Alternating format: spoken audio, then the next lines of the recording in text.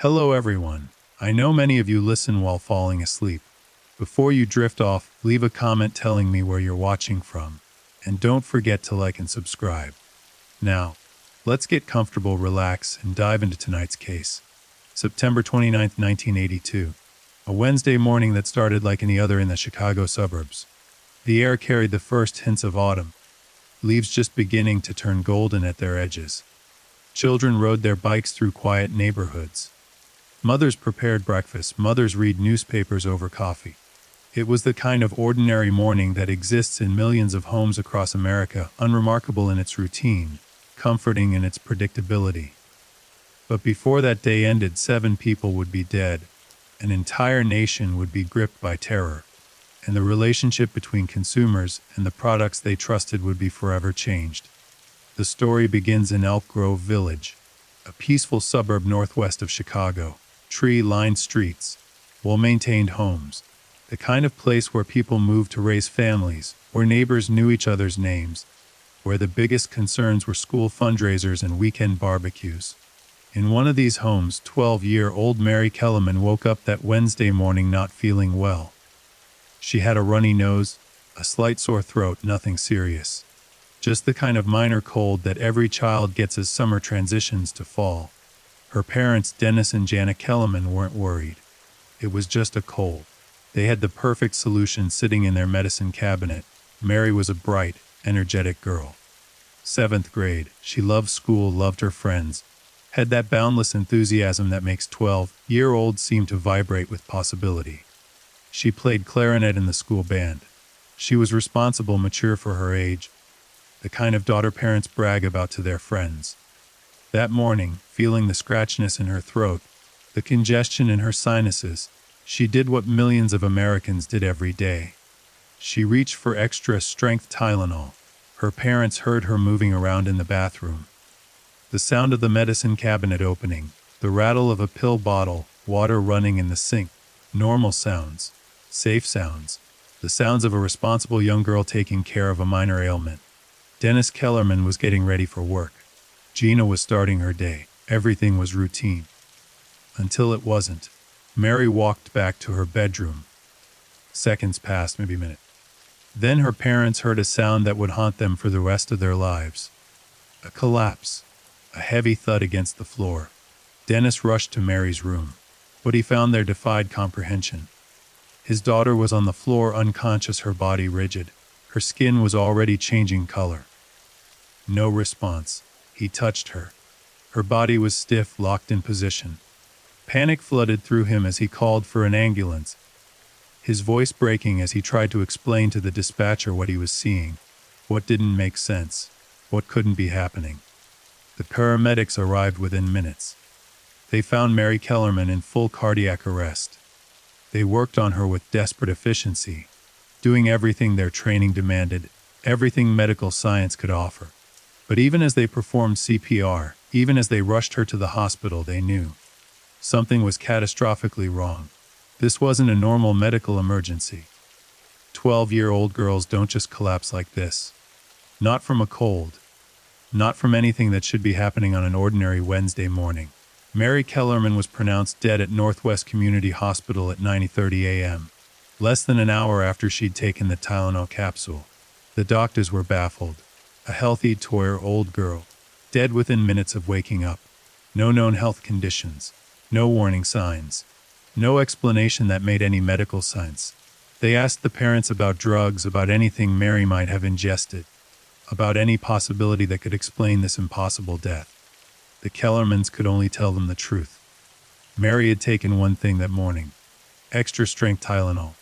From a bottle in their medicine cabinet. A product used by millions. A product they trusted completely. While the Kellermans were their worst nightmare. 27 miles away in Arlington Heights, another family was starting their day. Adam Janus was 27 years old. He worked for his family's business.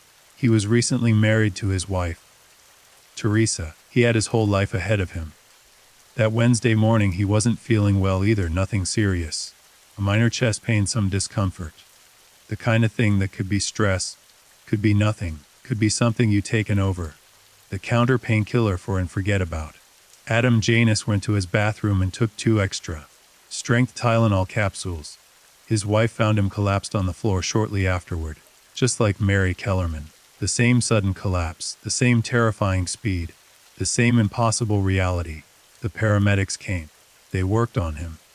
They transported him to Northwest Community Hospital, the same hospital where Mary Kellerman had been pronounced dead just hours earlier. Adam Janus died that afternoon. Another healthy person, another inexplicable death, another family destroyed in an instant. The doctors were starting to notice something. 2 sudden deaths in one day, both young and previously healthy, but the connection wasn't clear yet, not obvious enough to trigger alarm bells, not specific enough to reveal the pattern. Deaths happen, medical emergencies occur. Sometimes healthy people die for reasons that aren't immediately apparent. The medical staff made notes, asked questions, documented the cases. But they didn't yet see what was coming. Later that same day, Adam Janus's family gathered at his home to grieve together. His brother Stanley came with his wife Theresa. They stood in Adam's house, trying to process the shock, trying to understand how someone so young could just die so suddenly. The grief was overwhelming, the confusion even more so. And Stanley Janus, standing in his dead brother's home, felt a headache coming on. The stress, the shock, the pain of loss manifesting physically. He went to his brother's bathroom looking for something to ease the pain. He found the same bottle of extra strength Tylenol that Adam had used that morning. Stanley Janus took 2 capsules. His wife Theresa, her own head pounding from grief and stress, took 2 capsules as well. They swallowed the pills with water, probably barely even thinking about it, their minds on their loss, on their grief, on the impossibility of Adam's death. Within minutes, both collapsed. The same house, the same bottle. Stanley Janus died that evening. Theresa Janus died 2 days later. 3 members of the same family dead within hours of each other. And suddenly the medical professionals couldn't ignore the pattern anymore. This wasn't coincidence. This wasn't random medical emergency. Something specific was killing these people, and it was killing them fast. But the nightmare was just beginning in Winfield, a suburb west of Chicago. Mary Reiner was a 27-year-old mother who had just given birth to her 4th child 4 days earlier. She was home with her new baby, recovering from delivery, experiencing the exhausted joy that comes with a newborn. She was also in pain, the physical aftermath of childbirth, the soreness, the discomfort, nothing abnormal. Nothing that millions of women don't experience. Nothing that wouldn't be helped by a simple over-the-counter painkiller. Mary Reiner had recently purchased a bottle of extra-strength Tylenol. New. Sealed. From a store shelf. She trusted it completely. Why wouldn't she? It was Tylenol, one of the most recognized brand names in America. A product in millions of medicine cabinets. A product advertised as safe, effective, doctor recommended. She took 2 capsules to help with her post-delivery pain. Her husband found her collapsed in their home. The baby was crying nearby. Mary was unconscious on the floor just like the others. The paramedics came. The hospital couldn't save her. Mary Reiner died, leaving behind her husband and 4 children, including a newborn who would never know her mother. Another inexplicable death. Another healthy person gone in minutes. In Lombard, another Chicago suburb, Paula Prince was a 35-year-old flight attendant for United Airlines. She was independent, vivacious, loved her work, loved traveling. She had never been married, enjoyed her freedom, had a close relationship with her sister. That Wednesday evening, she stopped at a Walgreens drugstore after work. She wasn't feeling well. Nothing serious. She walked through the aisles, found the pain reliever section, and selected a bottle of extra-strength Tylenol. The security cameras caught her on tape making the purchase. Just another customer. Just another routine transaction. The kind that happens thousands of times a day in pharmacies across the country. Paula Prince took the Tylenol home to her apartment. She opened the bottle. She took at least 1 capsule, maybe 2. When she didn't show up for work the next few days, when she didn't answer her phone, her family became concerned. Her sister went to check on her. She found Paula dead in her apartment, collapsed on the floor, the Tylenol bottle nearby. 7 people, 7 deaths, 5 separate locations across the Chicago area, all within 3 days, all after taking extra-strength Tylenol. The pattern was undeniable now. The connection was clear. But the question that gripped everyone, from medical examiners to law enforcement to the general public, was terrifying in its implications. What was wrong with the Tylenol? And how many more poisoned bottles were out there? The medical examiner's office worked frantically to determine the cause of death. The autopsies revealed something that sent shockwaves through the investigation. The victims hadn't died from some strange medical condition.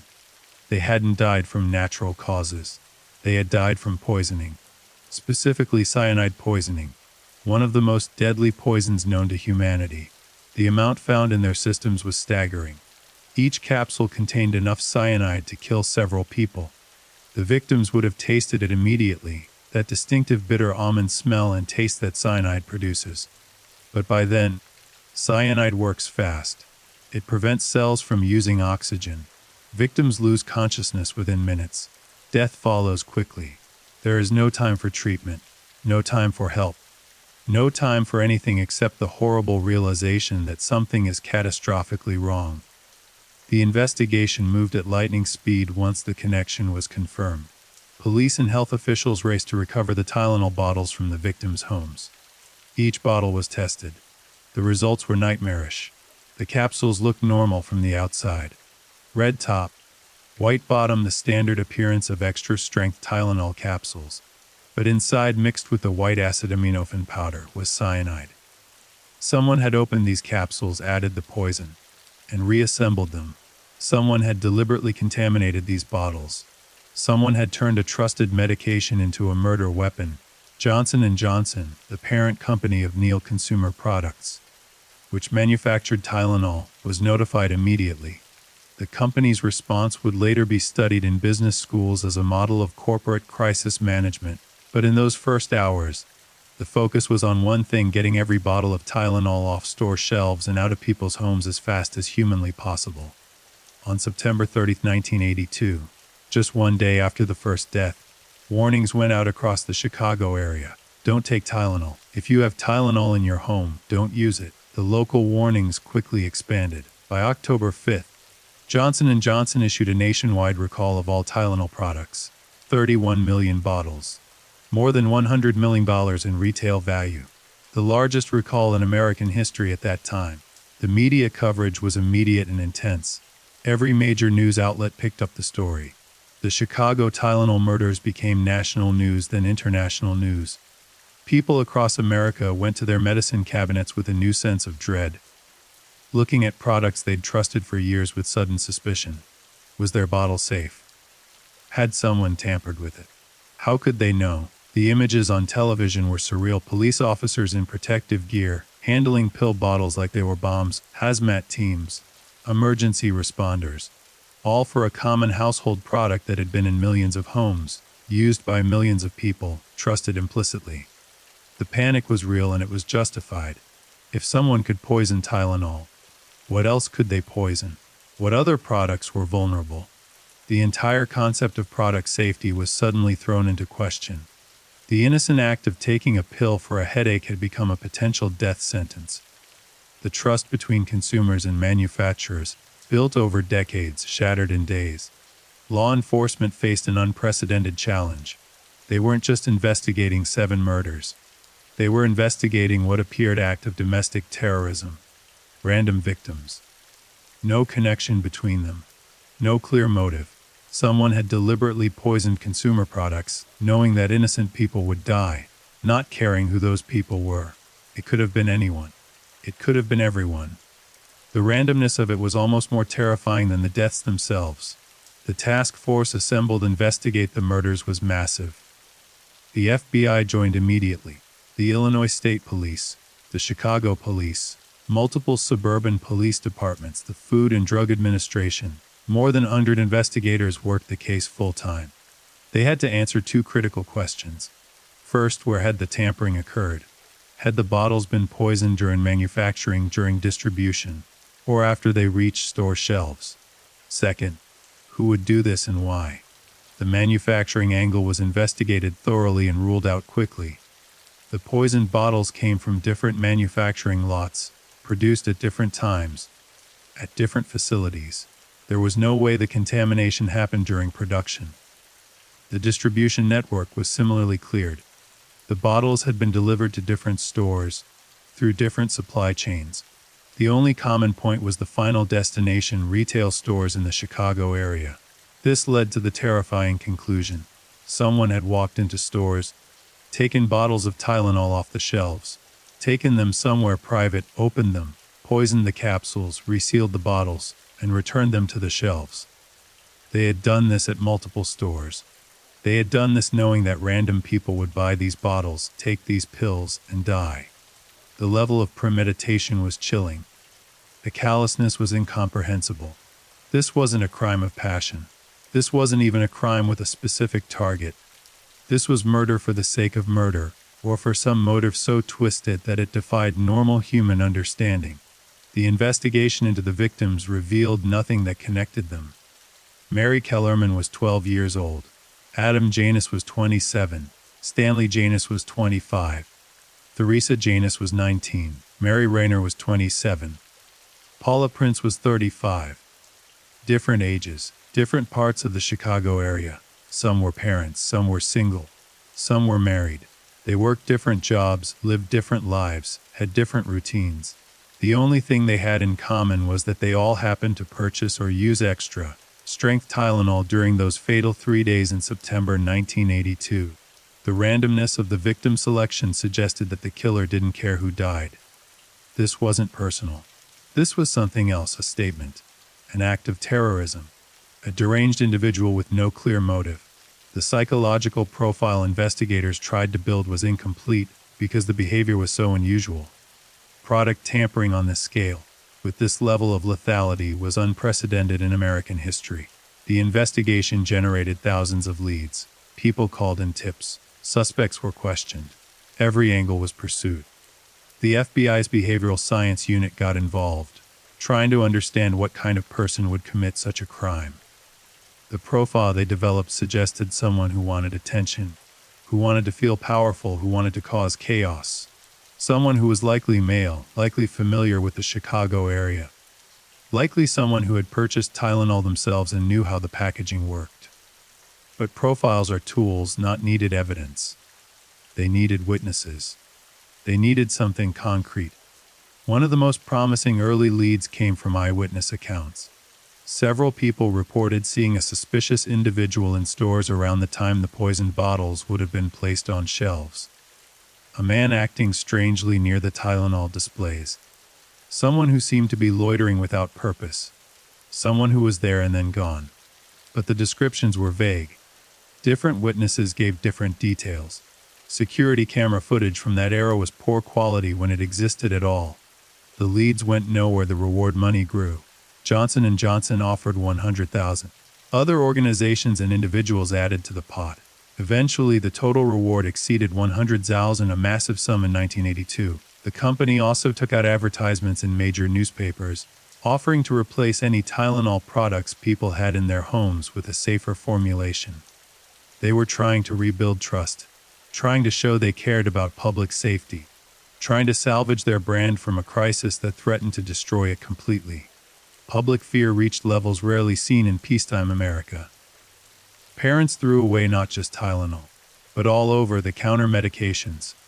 Stores removed entire product lines from their shelves. Hospitals reported increased emergency room visits from people who were convinced they'd been poisoned, most of whom were experiencing panic attacks rather than actual poisoning. The psychological impact rippled through society. Trick-or-treating was affected that Halloween, just a month after the murders, with many parents refusing to let their children collect candy from strangers. The trust that held society together felt fragile, threatened by the knowledge that someone, somewhere, had turned ordinary consumer products into murder weapons. The investigation looked at every possibility. Could this be related to organized crime? To a disgruntled employee? To a competitor trying to sabotage Johnson & Johnson? To a mentally ill individual with no rational motive at all? Each theory was explored. Each led to dead ends. The frustration among investigators grew. They had one of the largest task forces ever assembled for a murder investigation. They had unlimited resources. They had public attention and cooperation. but they didn't have the one thing they needed most: a suspect. Then, in the midst of the investigation, something happened that seemed promising at first but ultimately added another layer of tragedy to an already horrific case. On October 6, 1982, a man named James William Lewis sent a letter to Johnson & Johnson. The letter was typed. It was mailed from New York City, and it appeared to be an extortion attempt related to the Tylenol murders. In the letter, Lewis demanded $1 million to stop the killing. He provided an account number where the money should be deposited. He wrote with a tone that suggested he knew something about the poisonings, that he had information, that he could make it stop if his demands were met. The letter was taken very seriously. The FBI traced it back to Lewis, a man with a criminal history, a man who had been living in Chicago before moving to New York, a man who immediately became the prime suspect in the Tylenol murders. James Lewis was tracked down and arrested. The FBI was confident they had their man. The extortion letter seemed like a confession. The timing was perfect, the background fit, but as they dug deeper, as they investigated Lewis thoroughly, something unexpected emerged. The evidence linking him to the actual murders was non-existent. He had no clear access to the poison bottles. No witnesses placed him at the relevant stores. No physical evidence connected him to the crime scenes.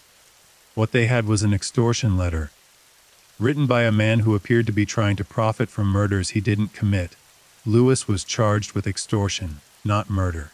He was convicted and served 13 years in federal prison for the extortion letter. But investigators never found evidence that he actually poisoned the Tylenol. The letter that seemed like such a breakthrough turned out to be the act of an opportunist. Someone twisted enough to try to profit from tragedy, but not necessarily the person who caused it. The real killer, if Lewis wasn't responsible for the actual poisonings, was still out there. The investigation continued for years. The task force was eventually scaled down but never completely disbanded. Tips continued to come in. New leads were pursued. DA technology advanced, offering hope that evidence preserved from 1982 might yield new information. But decades passed without an arrest for the actual murders. The case remained open, unsolved. One of the most infamous unsolved crimes in American history. The impact of the Chicago Tylenol murders extended far beyond the 7 victims and their families. The crime changed how products are packaged and sold in America. Before 1982, most over-the-counter medications came in simple bottles or boxes with minimal security features. After the murders, tamper-evident packaging became standard. Safety seals, shrink wrap, full seals under caps. Tablets instead of capsules when possible because tablets are harder to tamper with. The entire pharmaceutical industry transformed in response to this one incident. Congress passed the Federal Anti-Tampering Act in 1983, making it a federal crime to tamper with consumer products. The law carried severe penalties, including the possibility of life in prison if someone died as a result of the tampering. The legislation was a direct response to the Tylenol murders, an attempt to prevent future copycat crimes and to give law enforcement better tools to prosecute these cases. But despite all the changes, despite all the precautions, despite all the investigation and the resources and the attention, one question remained unanswered: who did this? Who walked into those stores, poisoned those bottles, and murdered 7 innocent people? The question haunted investigators. It haunted the victims' families. It haunted a nation that wanted justice, wanted closure, wanted to believe that such evil could be identified and punished. The theories multiplied over the years. Some investigators believed it was someone with a grudge against Johnson & Johnson, though no clear suspect with such a motive was ever identified. Others thought it might be a mentally disturbed individual acting out some twisted fantasy, someone who wanted to feel powerful by causing chaos. There were theories about it being a test run for a larger terrorist attack that never materialized. Theories about cult involvement. Theories about multiple perpetrators working together. Each theory had some logic to it, but none had evidence to support it. One particularly disturbing aspect of the case was the possibility that the killer had been watching the news coverage. Seeing the panic they'd caused, the fear they'd generated, the chaos they'd created. For someone motivated by a desire for power and attention, the media frenzy would have been intoxicating. The entire nation was talking about what they'd done. Law enforcement was scrambling. A major corporation was on its knees. If attention and power were the goals, the Tylenol murders achieved them spectacularly. The families of the victims struggled with a grief compounded by the randomness of their loss. When someone dies in a car accident or from illness, there's at least a logic to it, however painful, cause and effect. But these deaths had no logic. Mary Kellerman had taken medicine for a cold. Mary Renner had taken something for post-childbirth pain. Paula Prince had a headache after work. Adam Janus felt some chest discomfort. Stanley and Larissa Janus were grieving and stressed. Normal situations, normal responses. Taking Tylenol for these minor ailments was so routine, so automatic, that millions of Americans did it without a second thought. The victims had done nothing wrong, made no mistakes, taken no unusual risks. They had simply existed in the wrong place at the wrong time and happened to select bottles that a killer had poisoned. Dennis and Jana Kellerman lost their daughter in the most horrific way imaginable. Mary had been fine one moment, excited about school, about her life, about all the things 12-year-olds look forward to. Then she was gone. The speed of it was traumatic in itself. No time to say goodbye. No hospital vigil. No gradual decline that might have prepared them emotionally. Just there, and then not there. The Kellermans had to face questions from investigators, had to relive those final moments over and over, had to live with the knowledge that a simple cold, treated with a trusted medication, had killed their child. The guilt, even though irrational, was crushing. They had Tylenol in their home. They had trusted it. They had effectively given their daughter the poison that killed her, though they had no way of knowing, no way of preventing it, no way of suspecting that such an evil thing was possible. The Janus family faced an even more concentrated nightmare. 3 family members dead in one day from one bottle. Adam's death alone would have been devastating. But then his brother and sister-in-law, gathering to grieve, finding that same bottle, taking those same pills, dying in the same house within hours. The surviving family members had to process multiple deaths simultaneously, each loss compounding the others, each death a reminder of the others. The funeral arrangements. The media attention. The investigation. The knowledge that something in Adam's home had killed 3 people. The house itself became a crime scene, a place of death, somewhere that could never feel safe again. Mary Reiner's husband was left alone with 4 children, including a newborn. The practical realities of single parenthood crashed down on him, even as he was trying to process his wife's death. Diapers and bottles and feeding schedules don't pause for grief. His older children needed care, needed explanations he couldn't give, needed their mother who would never come back.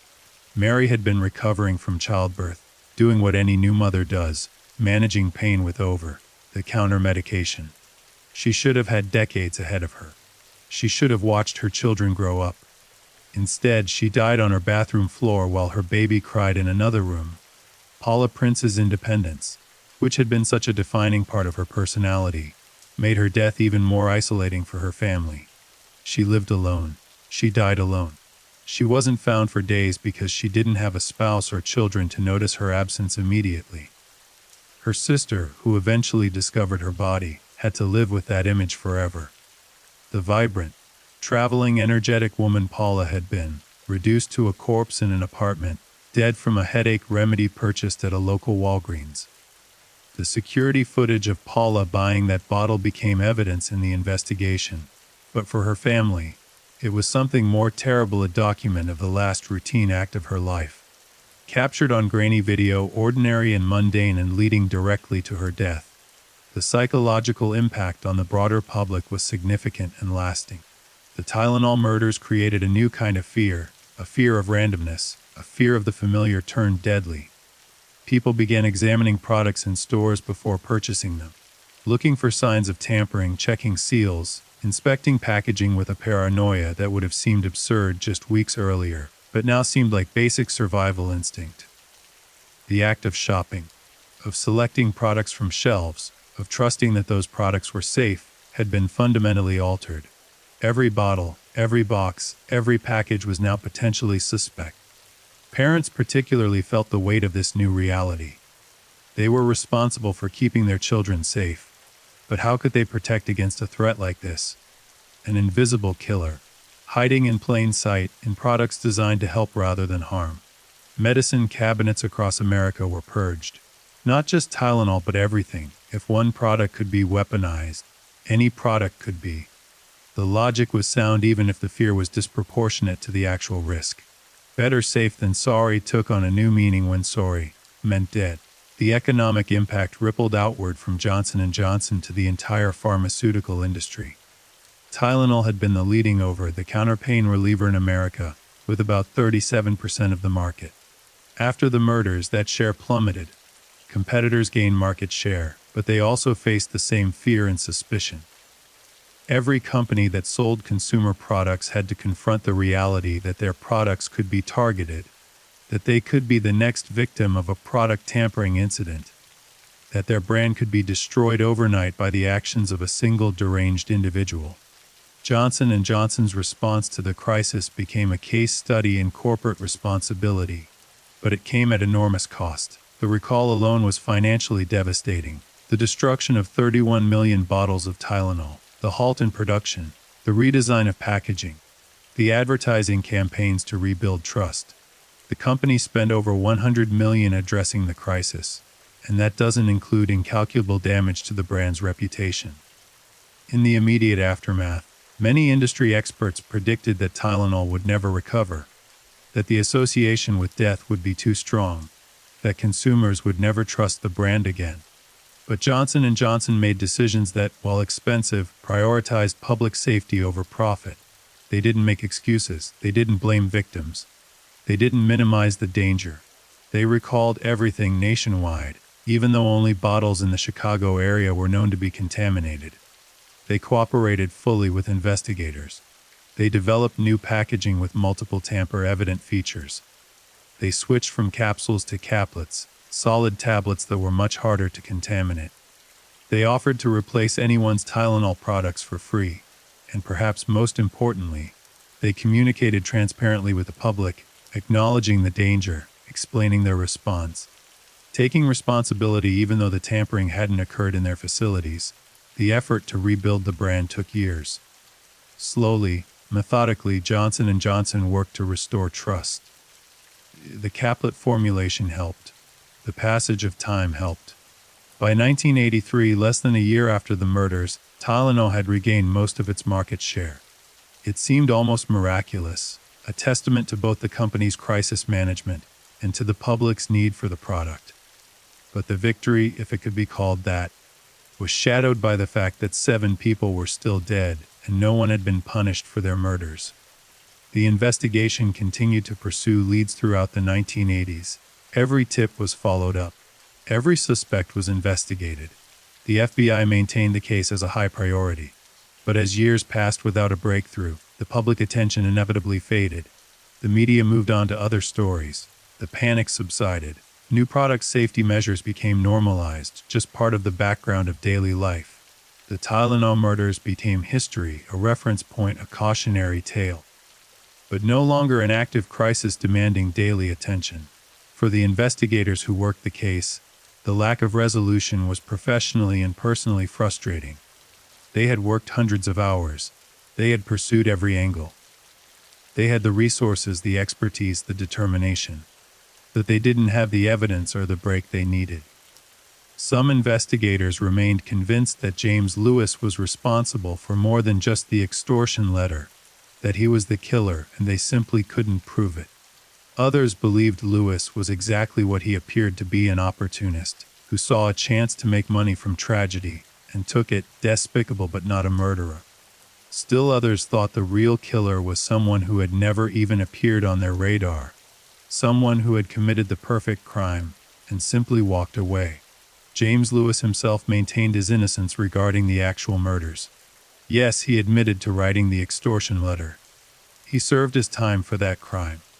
But he consistently denied poisoning the Tylenol, denied being involved in the murders, denied having any knowledge beyond what was reported in the news. His story was that he had heard about the deaths, saw an opportunity to make money, and wrote the letter hoping to collect the extortion payment. It was a crime of opportunity, he claimed, not premeditated murder. The evidence against Lewis beyond the extortion letter was largely circumstantial and ultimately insufficient for murder charges. He had lived in the Chicago area, specifically in the apartment building where the building's superintendent had once lived before being found dismembered in his apartment in 1978, a case that remained unsolved but which Lewis was suspected of involvement in though never charged.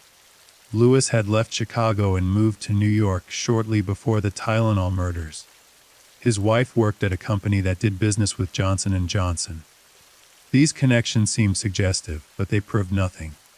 Living in Chicago wasn't evidence of poisoning Tylenol.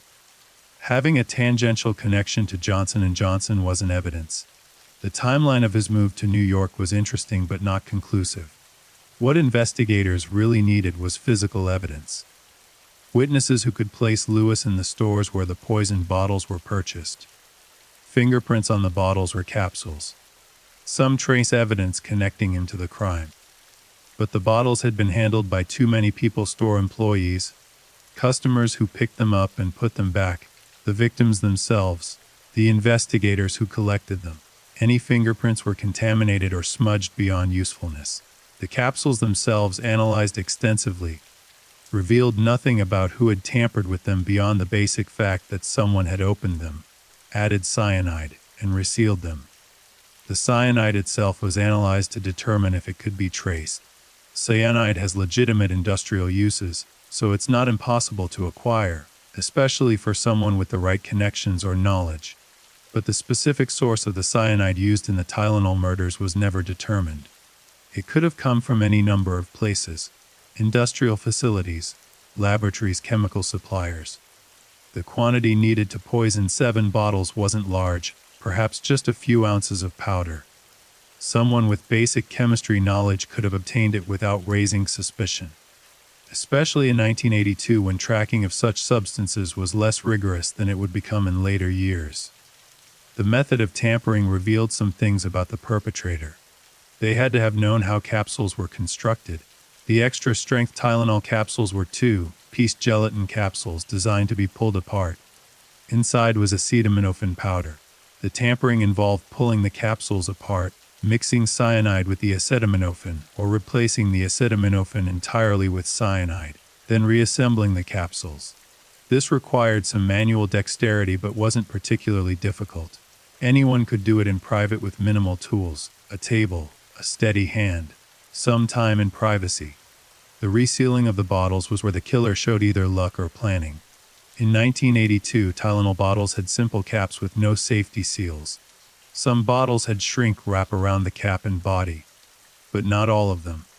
A person could open a bottle, access the capsules, reseal the bottle, and return it to a shelf without leaving obvious evidence of tampering. The packaging was designed for convenience, not security.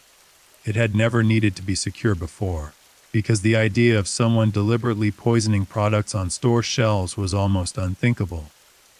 This vulnerability meant that the tampering could have been done relatively quickly. The killer could have shoplifted bottles, taken them somewhere private to tamper with them, then returned them to stores later. Or they could have tampered with them right in the stores if they had privacy and time. Some investigators theorized that the killer might have worked in retail or been familiar with store layouts, knowing where security cameras were, knowing when aisles were empty, knowing how to move through stores without attracting attention. But this was speculation.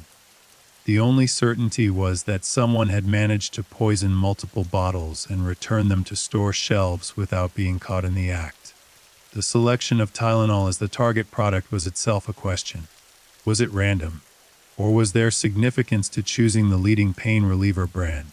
Some investigators thought the choice of Tylenol suggested someone with a grudge against Johnson & Johnson, or someone who wanted maximum impact.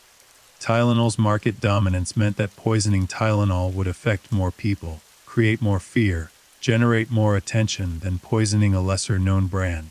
If the killer's motive was attention or chaos, Tylenol was the logical choice.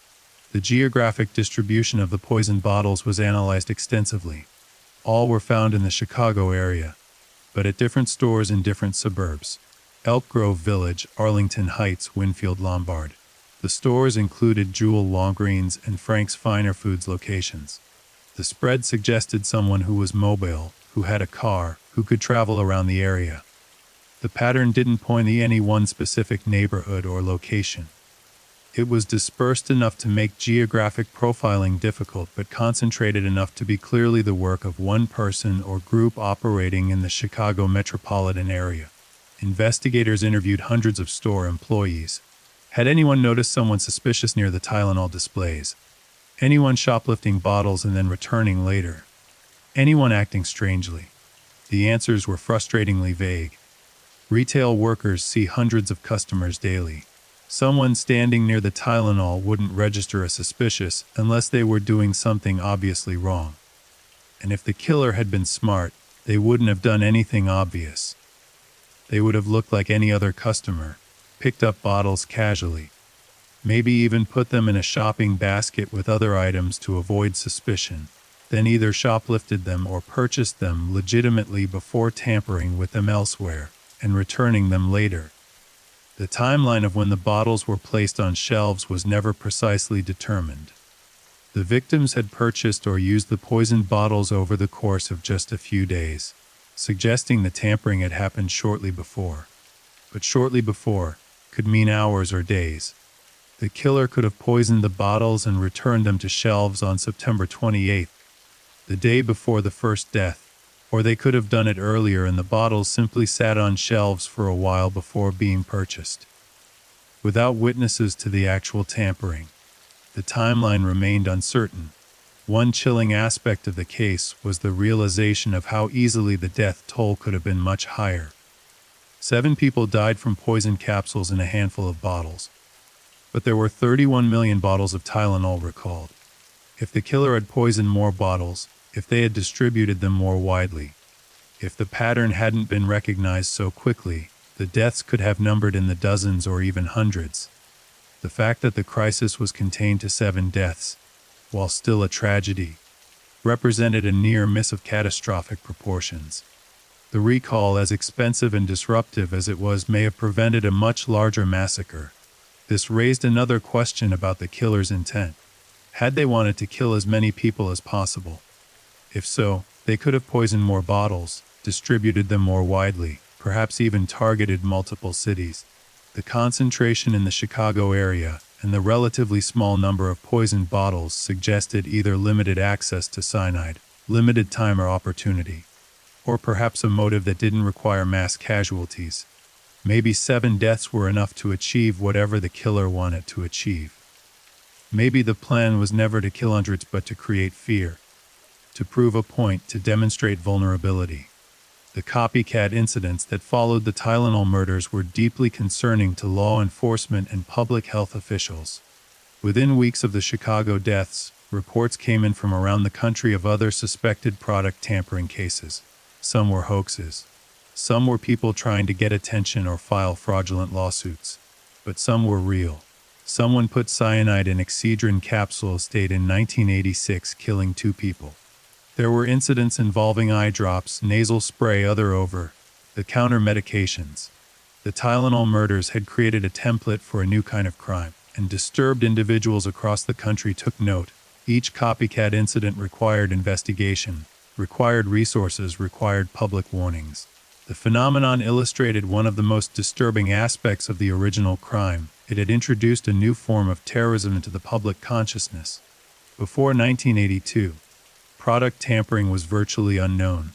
After the Tylenol murders, it became a recognized threat, something people worried about, something that required new laws and new packaging and constant vigilance.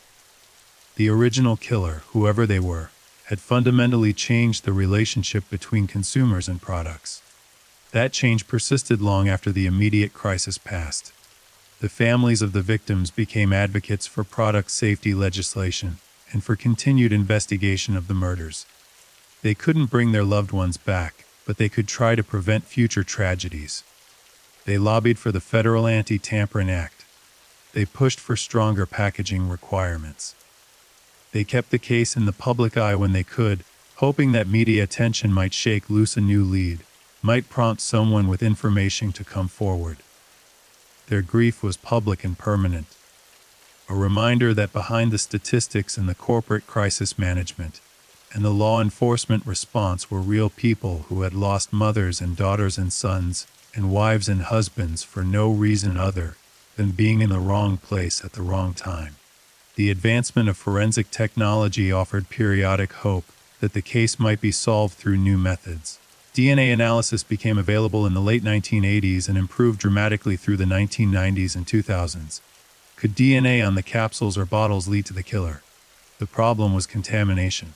By the time DNA testing became sophisticated enough to potentially help, the evidence had been handled by so many people, stored for so long, that extracting meaningful DNA profiles was difficult if not impossible. Still, investigators tried. The evidence was retested multiple times as technology improved. Each time, the hope was that some new technique would reveal what earlier methods had missed. In 2009, the FBI announced they were conducting a new investigation into the Tylenol murders, using modern forensic techniques to re-examine the evidence. They were focusing on James Lewis again, now in his 60s, still maintaining his innocence regarding the actual murders despite his conviction for extortion.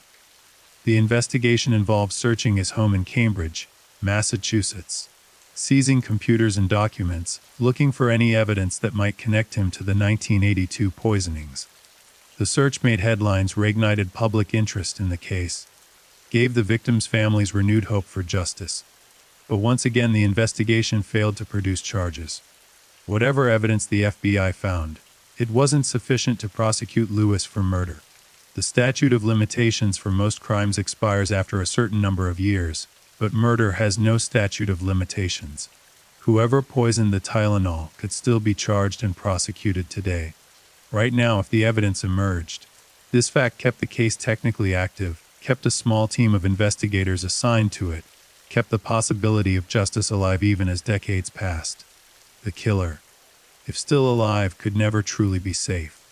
A deathbed confession, a slip of the tongue, a piece of evidence found during an unrelated investigation. Any of these could suddenly crack the case wide open, could bring charges, could finally give the victims' families the closure they'd sought for so long. The profile of the typical product tamperer, developed through studying the Tylenol case and subsequent incidents, suggested certain characteristics, often male, often with some grievance against society or a specific company, often seeking attention or power, often acting alone, often with some technical knowledge but not necessarily sophisticated, often local to the area where the tampering occurred. This profile fit thousands of people in the Chicago area in 1982. It was useful for narrowing focus but not specific enough to identify a single suspect. One theory that gained traction over the years was that the killer might have been someone with a personal connection to one of the victims. Someone who wanted to murder a specific person, but used random poisoning to disguise the true motive. This theory suggested that 6 people were killed essentially as camouflage, to make one death look random when it was actually targeted. The logic had some appeal. If someone wanted to kill their spouse, for instance, poisoning their Tylenol at home would be obvious. But if multiple people died from poisoned Tylenol purchased at various stores, the death looks random, part of a larger pattern rather than a personal murder. Investigators examined this angle carefully, looking at each victim's life for anyone who might have wanted them dead. Were there insurance policies, bitter divorces, angry ex-partners, business disputes, inheritance issues? The investigation into each victim's background was thorough and invasive. Detectives dug into financial records, interviewed friends and family, looked for any possible motive for murder. What they found was essentially nothing. No smoking guns. No obvious suspects in any victim's life who would have had reason to kill them. The theory remained possible but unsupported by evidence. The alternative, that all 7 deaths were truly random, was in some ways more disturbing. It meant the killer had no personal connection to any victim, felt no remorse about killing strangers, chose victims purely by chance. This level of detachment from the humanity of the victims suggested either profound mental illness or a specific ideological motive. A terrorist trying to make a political point. An anarchist trying to create chaos. Someone with a twisted desire to be famous or powerful. Someone who wanted to watch the world react to what they'd done. The media's role in the Tylenol case was complicated and multifaceted. On one hand, widespread coverage of saved lives. The warnings broadcast on television and radio, printed in newspapers, spread the message quickly: don't take Tylenol, check your medicine cabinets, be aware of the danger. Without this rapid dissemination of information, more people might have taken poisoned capsules before the pattern was recognized. The media served a genuine public safety function in those critical first days. On the other hand, the intense coverage also gave the killer exactly what they might have wanted if attention was part of their motive. Every major network led with the story. Newspapers across the country featured it on front pages. The images became iconic: police in hazmat suits, store shelves being cleared, Johnson & Johnson executives at press conferences, grieving families, warning graphics. If the perpetrator was watching, and it's hard to imagine they weren't, they saw their actions create national panic, saw their crime dominate the news cycle, saw law enforcement scrambling, saw a major corporation on the defensive. For someone motivated by power or notoriety, this would have been deeply satisfying. The question of whether to publicize such crimes, whether extensive coverage encourages copycat incidents, remains debated in journalism and law enforcement circles. The Tylenol case seemed to prove both sides of the argument simultaneously. Yes, coverage was necessary for public safety. But yes, coverage also may have inspired subsequent product tampering incidents. There's no easy answer, no clear policy that serves both public safety and crime prevention perfectly. The media has to inform the public about dangers, but in doing so, they potentially give criminals the attention they crave. The letters and communications sent to authorities and media outlets in the wake of the murders added another layer of complexity to the investigation. James Lewis's extortion letter was the most significant, but it wasn't the only one. Various people contacted police claiming to know who the killer was, claiming to have information, claiming sometimes to be the killer themselves. Each communication had to be taken seriously, had to be investigated, had to be analyzed for potential legitimacy. The vast majority were hoaxes or attention seekers or mentally unstable individuals inserting themselves into a high-profile case. But investigators couldn't ignore any of them, because the one letter they dismissed might be the real killer attempting to communicate. Some communications came from people genuinely trying to help, offering theories or suspicions about neighbors or acquaintances or strangers they'd seen acting suspiciously. The tips were well-intentioned but rarely useful. Someone's odd neighbor who seemed capable of violence. Someone who worked in a pharmacy and had access to medications. Someone who had made strange comments about the Tylenol murders. These leads were pursued, names were checked, people were interviewed, and almost without exception, the tips led nowhere. The rare exceptions where someone actually had relevant information were valuable, but finding those needles in the haystack of tips required enormous resources. The psychological impact on the investigators themselves shouldn't be underestimated. These were professionals who had dedicated their careers to solving crimes, to bringing justice to victims and their families. The Tylenol case gave them 7 victims, including a 12-year-old girl and a new mother, and no clear path to solving the case. The frustration was immense. They worked exhaustively, pursued every lead, used every resource available, and still couldn't identify the killer. For some investigators, the case became an obsession. Something they thought about even after they retired. Something they hoped to solve before they died. The retirement of key investigators over the years meant that institutional knowledge had to be transferred to new generations of detectives and FBI agents. Files had to be reviewed. Evidence had to be cataloged. Theories had to be explained to people who hadn't lived through the original investigation. Each handoff risked losing some nuance, some context, some insight that an original investigator had developed but perhaps never fully documented. Cold case investigations always face this challenge. But with a case as complex and high-profile as the Tylenol murders, the stakes were particularly high. The evidence itself, stored in FBI facilities, became almost archaeological in nature.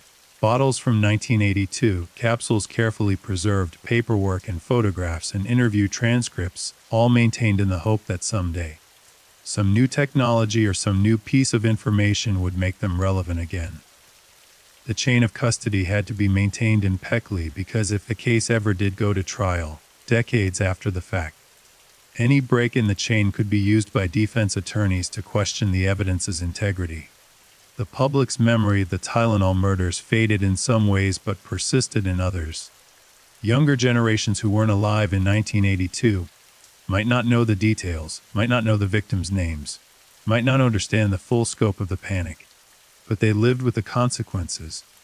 Every time they bought over the counter medication and saw the multiple safety seals, they were experiencing the legacy of those 7 deaths.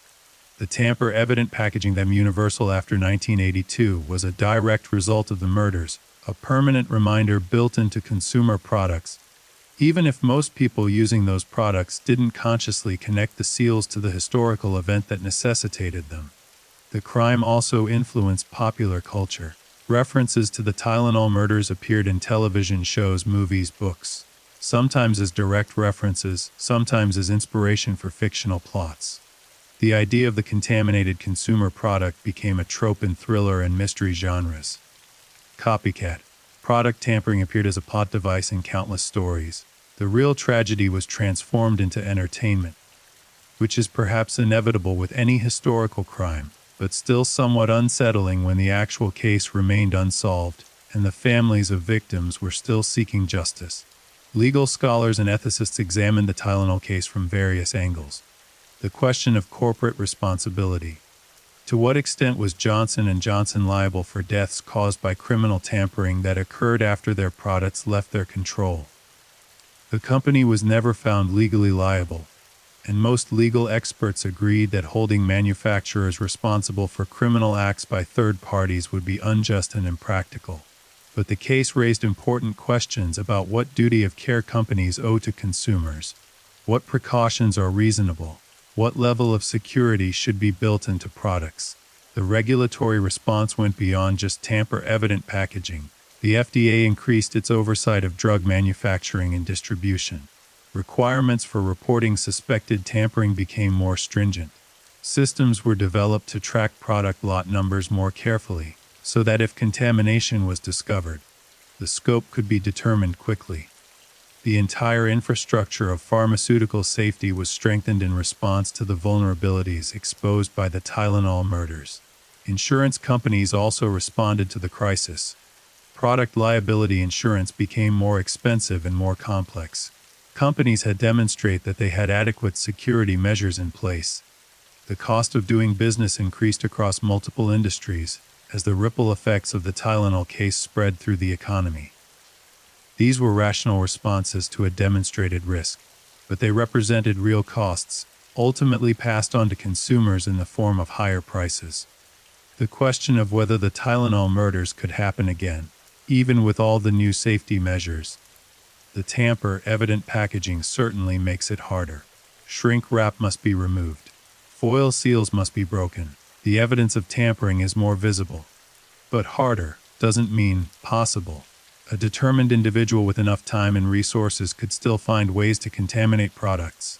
The packaging slows them down, makes them more likely to be caught, makes the tampering more obvious to consumers, but it doesn't create an impenetrable barrier. What the safety measures really do is change the cost-benefit analysis for potential criminals. The effort required to tamper with products is much greater. The risk of being caught is higher. The likelihood that tampering will be detected before victims consume the product is increased. For most people who might contemplate such a crime, these obstacles are sufficient deterrent. But for someone truly determined, truly disturbed, truly committed to causing harm, the obstacles might not be enough. This uncomfortable reality means that vigilance remains necessary, that the systems developed after 1982 must be maintained and updated, that complacency would be dangerous.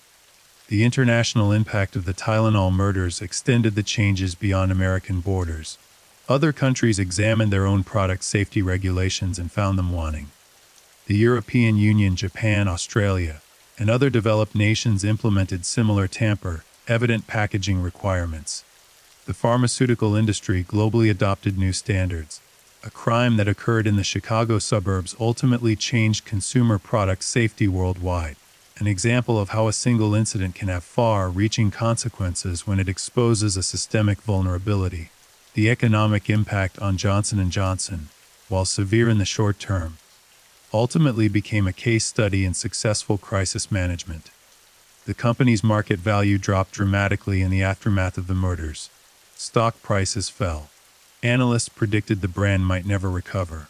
But the aggressive recall, the transparent communication, the rapid development of safer packaging, and the shift to caplet formulations all demonstrated a commitment to consumer safety that eventually restored public trust.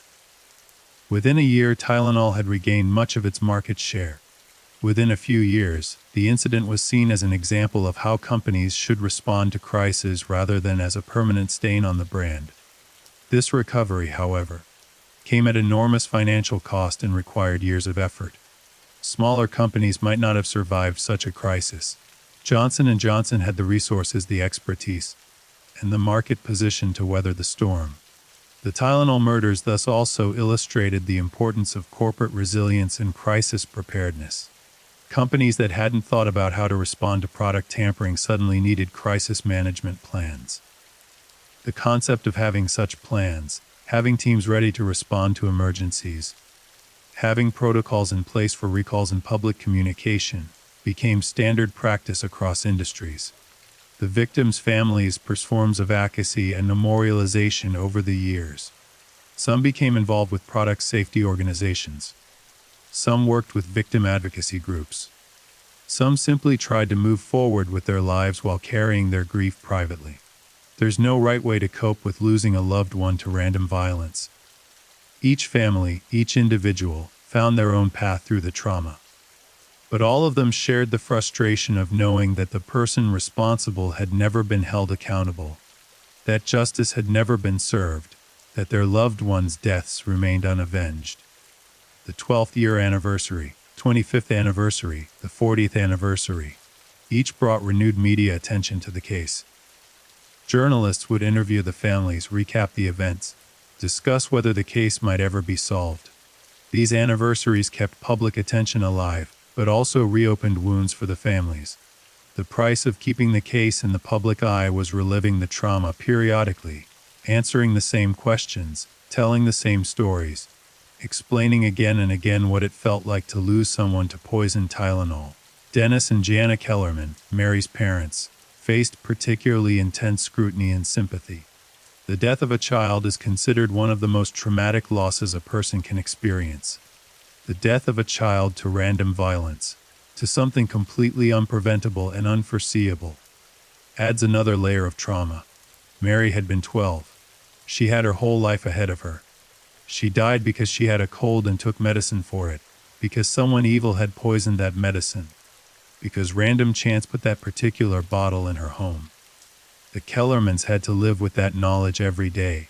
The legal concept of terrorism wasn't as clearly defined in 1982 as it would become in later decades, especially after September 11, 2001.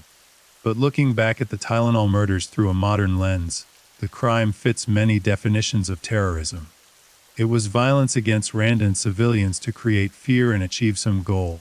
Even if that goal was never clearly articulated, it disrupted normal life. It created widespread panic. It made people afraid to engage in routine activities. These are hallmarks of terrorism. If the Tylenol murders occurred today, they would almost certainly be investigated and prosecuted as acts of domestic terrorism, with all the resources and legal tools that designation entails. The question of motive remained the most puzzling aspect of the case.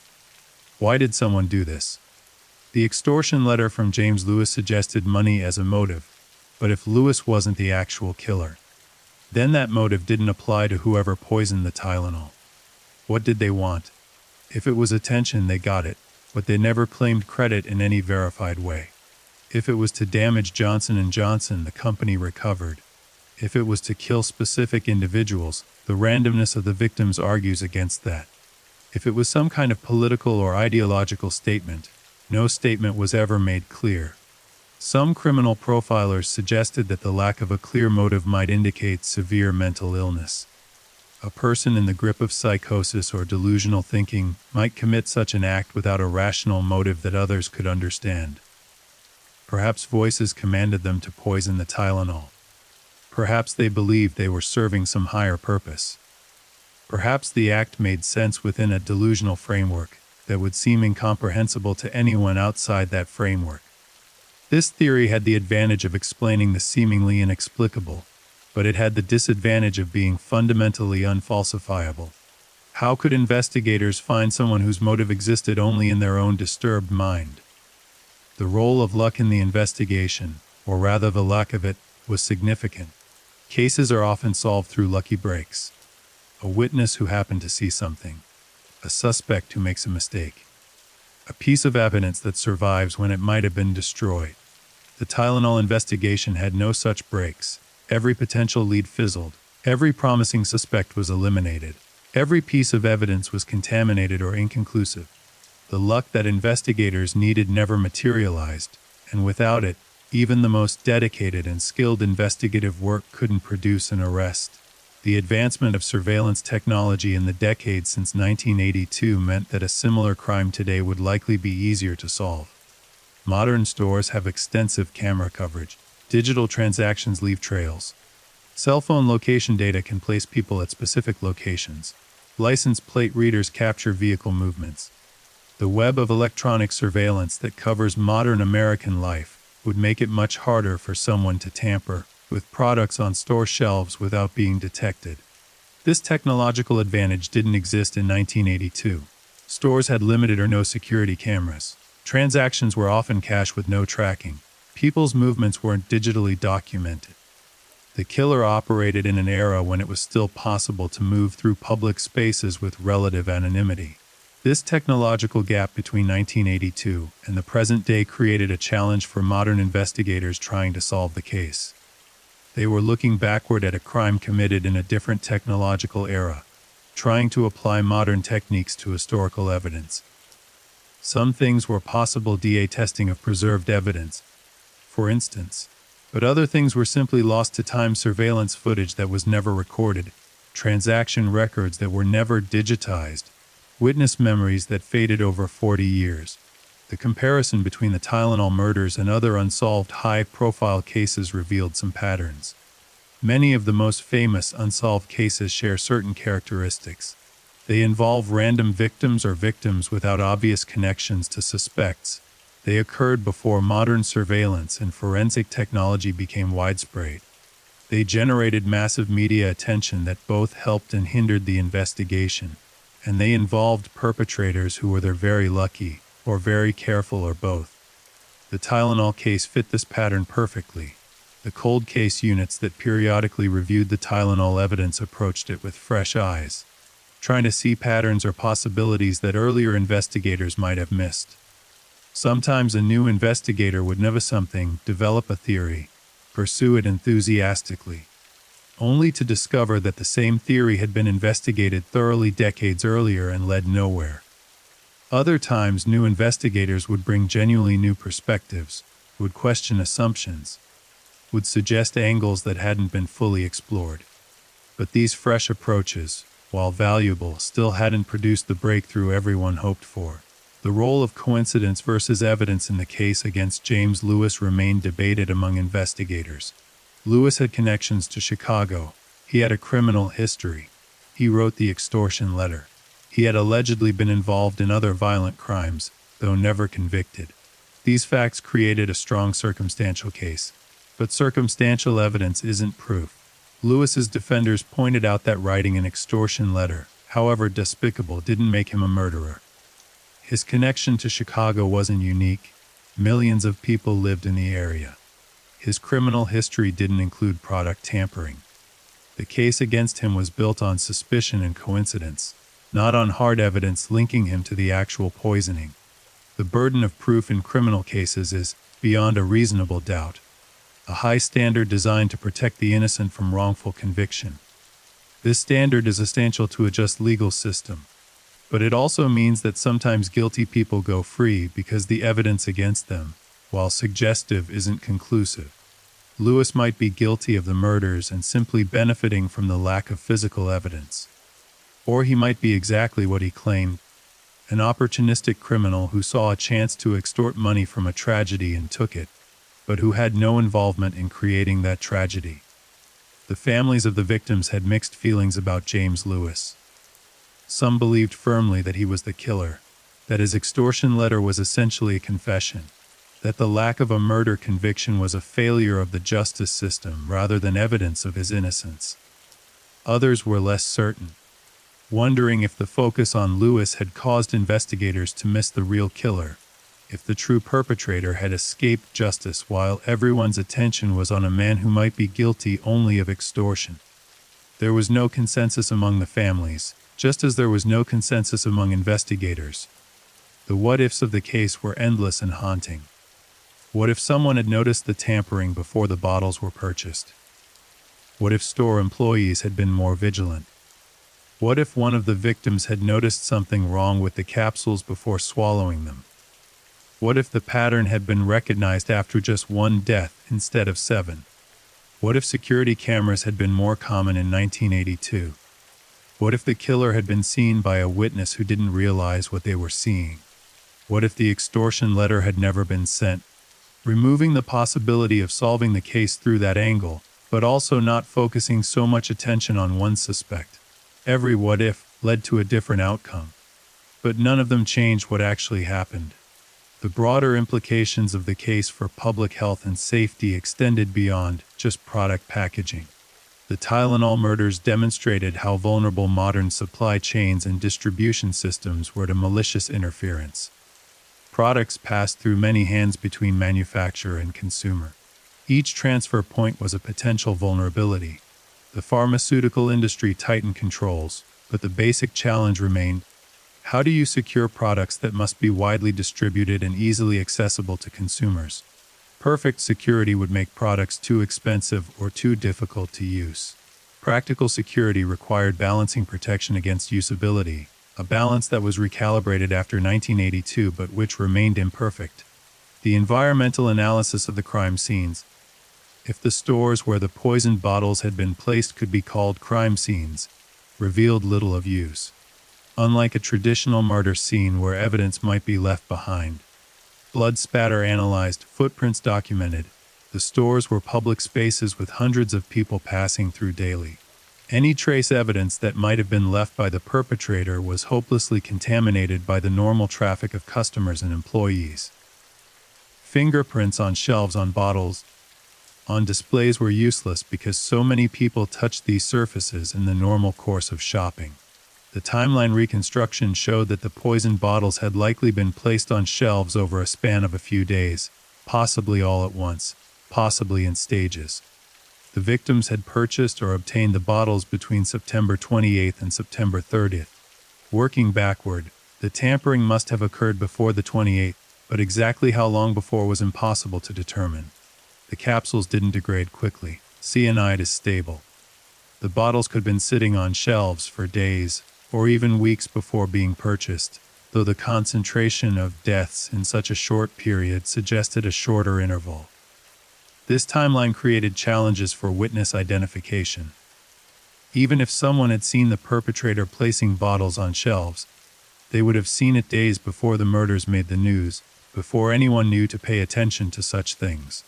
By the time investigators were canvassing stores and interviewing employees and customers, asking if anyone had seen anything suspicious, the relevant events were already in the past, memories were already fading, and the chance of finding a useful witness was diminishing with each passing day. The psychological profile developed by the FBI's Behavioral Science Unit attempted to create a picture of who might commit such a crime.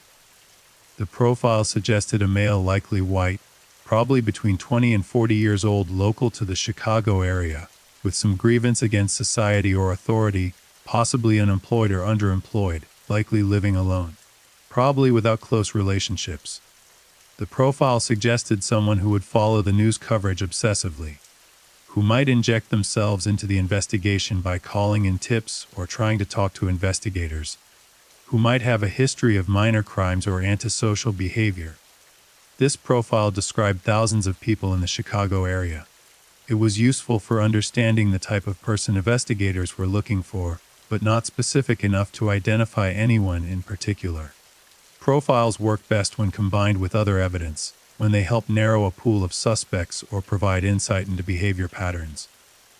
In the absence of suspects to profile against, the profile became more of a theoretical exercise than a practical investigative tool. The question of whether the killer had intent to be caught was raised repeatedly. Some criminals, consciously or unconsciously, leave clues or make mistakes because part of them wants to be stopped, wants to be punished, wants the secret burden they carry to be lifted. But the Tylenol killer, if they made such mistakes, made them in ways that weren't obvious. No clear clues were left behind. No patterns emerged that pointed to a specific individual. Either the killer was careful and competent, or they were lucky, or both. The possibility of multiple perpetrators was considered but seemed unlikely. Product tampering of this nature typically involves a single individual. The act of opening capsules, adding poison, resealing them, returning bottles to stores, all of this could be done by one person, and would actually be more difficult to coordinate with multiple people involved. More people means more chances for someone to talk, more chances for mistakes, more chances for disagreement about methods or timing. The simplicity of the crime paradoxically suggested a single perpetrator, however. The geographic distribution of the poisoned bottles across multiple stores raised the question of logistics. How did one person get poisoned bottles to all these locations? Did they visit multiple stores in a single day? Over several days? Did they drive or take public transportation? The stores weren't close together. Hitting them all would require mobility and time. This suggested someone with a vehicle, someone with freedom of movement, someone who could spend time traveling around the Chicago suburbs without arousing suspicion or having their absence noted by others. The selection of stores didn't reveal any obvious pattern. No single chain was targeted exclusively. The stores ranged from national chains like Walgreens to local groceries. Some were in shopping centers, others standalone. The variety suggested either random selection or a deliberate attempt to avoid creating a pattern. If the killer had targeted only Walgreens, for instance, that might have narrowed the investigation. By spreading the poisoned bottles across different retail chains, the perpetrator made pattern recognition harder. The victim's last movements were reconstructed in detail. Where had they purchased the Tylenol? When? Was anyone with them? Did they remember anyone acting suspiciously in the store? Most victims couldn't be interviewed, of course, being dead. Family members who had been with them or who knew about the purchase were questioned. Store receipts were examined when available. Credit card records were reviewed. The investigation built a detailed picture of each purchase, but these details didn't point to any common element beyond the product itself. Paula Prince's purchase was captured on security camera, making her case unique among the victims. The grainy footage showed her in the store, selecting the Tylenol bottle, proceeding to checkout. Investigators studied this footage exhaustively, looking at other people in the frame, wondering if the killer might have been in the store at the same time. Might have been watching his victim select the poisoned bottle, but the footage was poor quality and the store was crowded. Identifying specific individuals was difficult. Following up on every person who appeared in the footage would have been a massive undertaking with little promise of success. The psychological impact on Paula Prince's family was compounded by this footage. They could watch her final mundane act, selecting a product that would kill her, having no idea she was choosing her own death. The footage made her death feel even more random, more cruel. She had walked past that bottle multiple times in her life, probably purchased Tylenol before without incident, trusted it completely. This time, by pure chance, she selected a poisoned bottle. The arbitrariness of it was maddening. The store employees who had worked on the days when the poisoned bottles were placed underwent extensive interviews. Did they remember restocking the Tylenol section? Did they notice anyone handling bottles and then putting them back? Did anyone ask unusual questions about Tylenol? Did they see anyone shoplifting? The employees tried to be helpful, but their memories were unreliable. They saw hundreds of customers daily. Tylenol was a common product that people handled constantly. Nothing about the days in question stood out until the death started happening. One store employee reported seeing someone who seemed nervous near the pain reliever section, someone who picked up bottles and put them back repeatedly. This lead was pursued vigorously. The employee worked with a sketch artist. The resulting composite drawing was circulated. Tips came in about people who resembled the sketch. Each tip was followed up, each person was interviewed. None of them were the killer. The employee's memory, while well-intentioned, wasn't reliable enough to identify anyone with certainty. The sketch became just another dead end in an investigation full of them. The role of chance in determining the victims was something the families struggled with. Their loved ones hadn't been targeted specifically. They hadn't done anything to attract the killer's attention. They were simply people who needed Tylenol and happened to select the wrong bottles. This randomness made the deaths feel even more senseless. At least in a targeted murder, there's a perverse logic to it, a reason however twisted. But these deaths had no logic. Wrong place, wrong time, wrong bottle, pure chance. Mary Kellerman's youth made her death particularly resonant with the public. A 12-year-old with a cold, taking medicine, dying immediately. Parents across America identified with her story because they had children the same age, children who got colds, children who took medicine. The vulnerability of children. The trust parents place in products they give their children. All of this made Mary's death cut deeper than it might have otherwise. She represented every parent's worst fear. That the ordinary act of caring for a sick child could result in that child's death. The Janus family deaths, all three from one bottle, represented a different kind of horror. The initial tragedy of Adam's death, then the amplification of that tragedy as his brother and sister-in-law died from the same bottle while grieving him. The surviving Janus family members had to plan 3 funerals simultaneously. They had to answer questions from investigators while in shock. They had to process the reality that a bottle in Adam's home had killed 3 people in one day. The concentration of death in that household was unprecedented in the case, and made the Janus losses feel almost biblical in their magnitude. Mary Reiner's 4-day-old baby became a symbol of the case's cruelty. A newborn who would never know her mother, a mother who died while trying to manage post-delivery pain. The image of a crying baby and a mother collapsed on the floor, unable to respond, unable to care for the child she had just brought into the world, was almost unbearably tragic. Mary's husband had to care for 4 children alone, including an infant, while grieving his wife, while processing the randomness and cruelty of her death. The media coverage of the individual victims humanized them in ways that statistics couldn't.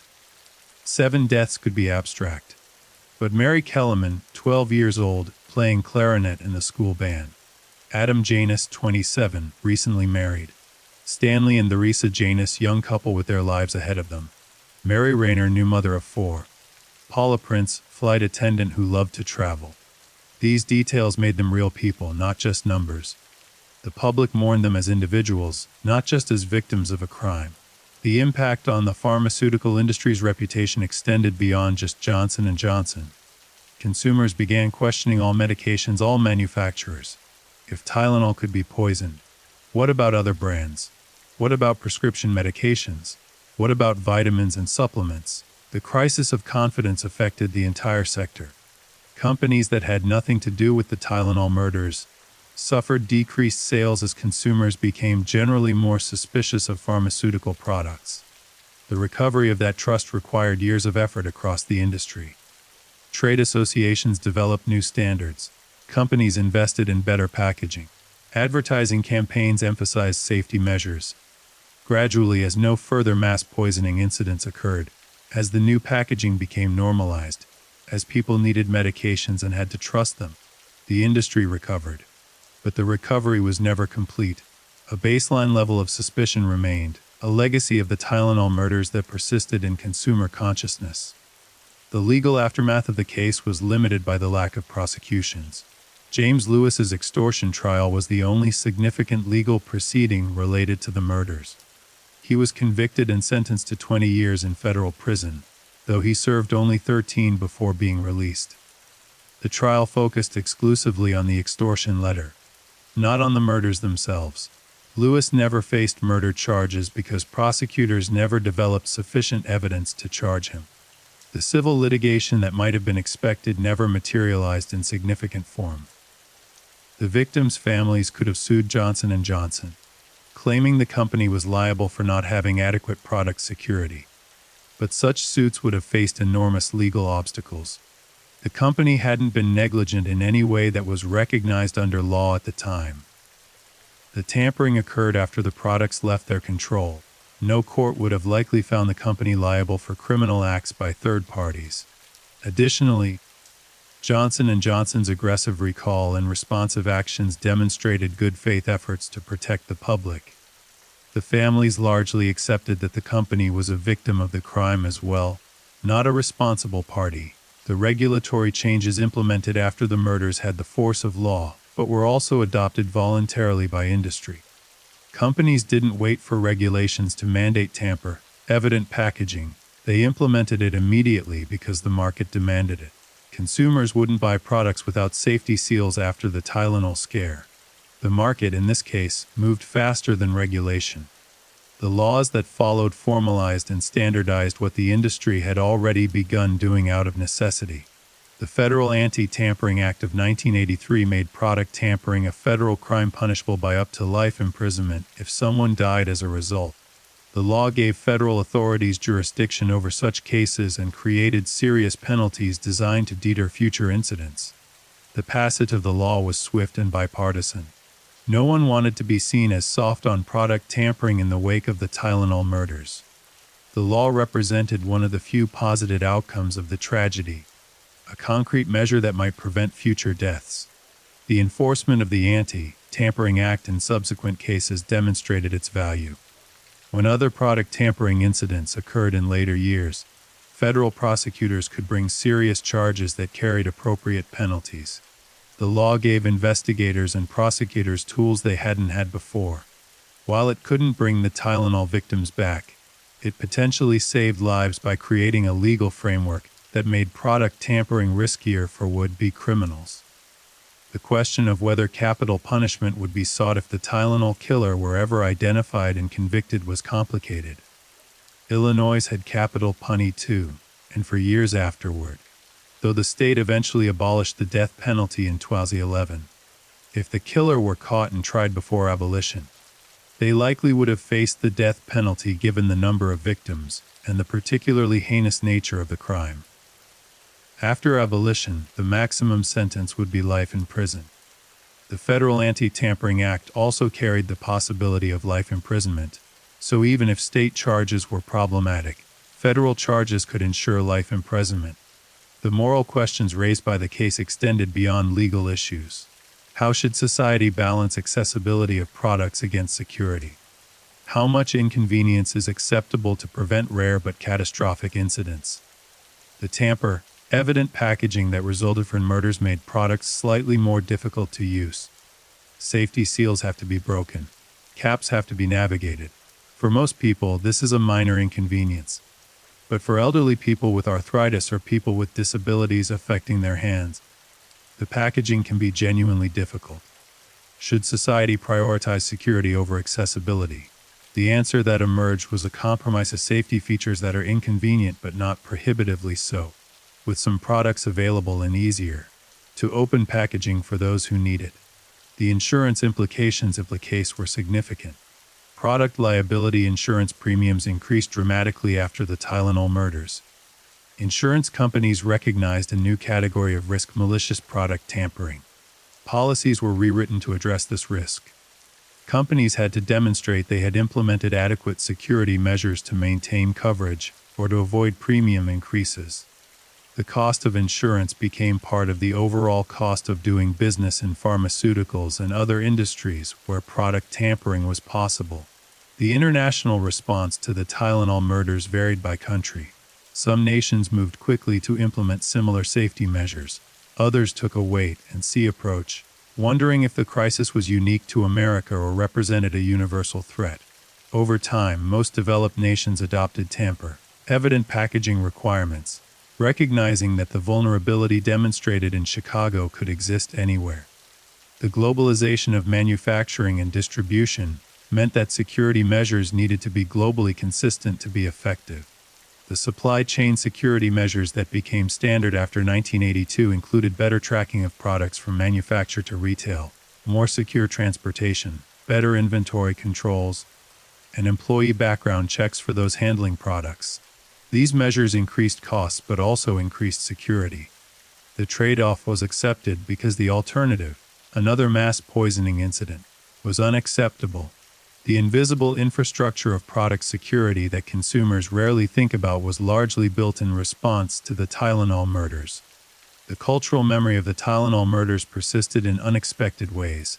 References in popular culture kept the case in public consciousness even as decades passed. Crime shows featured episodes based on the murders. Documentary series examined the case. Books were written analyzing the investigation, the corporate response, the social impact. Each retelling introduced the case to new audiences, kept the pressure on investigators to solve it, kept the possibility of justice alive in the public imagination. The educational use of the Tylenol case in business schools, law schools, and criminal justice programs ensured that future professionals learned from the incident. Business students studied Johnson & Johnson's crisis management as a model of corporate responsibility. Law students examined the legal issues raised by product tampering. Criminal justice students analyzed the investigative challenges. The case became a teaching tool across multiple disciplines. Its lessons applied far beyond the specific facts of the murders. The anniversary coverage of the case served multiple purposes. It reminded the public that the case remained unsolved, potentially prompting someone with information to come forward. It kept pressure on law enforcement to continue investigating. It honored the victims by ensuring they weren't forgotten. It educated younger generations about an event that had shaped product safety regulations they lived with but might not understand. The media's periodic return to the story served a genuine public interest beyond just filling airtime or pages. The victims' families' participation in anniversary coverage was voluntary but often painful. They had to decide whether reliving the trauma publicly was worth the potential benefit of keeping the case alive. Different family members made different choices.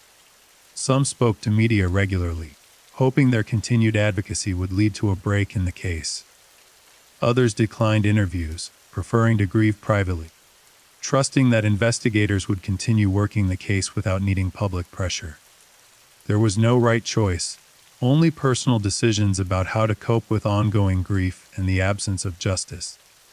The forensic analysis of the cyanide used in the poisonings represented one of the most intensive efforts to trace a substance in the history of criminal investigation. Cyanide, while deadly, has numerous legitimate industrial applications. It's used in mining, in electroplating, in fumigation, in manufacturing certain plastics and chemicals. This widespread legitimate use made tracing the specific source of the cyanide used in the Tylenol murders extraordinarily difficult. Investigators contacted chemical suppliers, industrial facilities, universities with chemistry departments, any entity that might have cyanide on hand or that sold cyanide to customers. The quantity of cyanide needed to poison the capsules found in the 7 bottles wasn't large by industrial standards, perhaps a few ounces total. This amount could have come from a large supply without the theft being noticed, or it could have been legitimately purchased in small quantities without raising suspicion.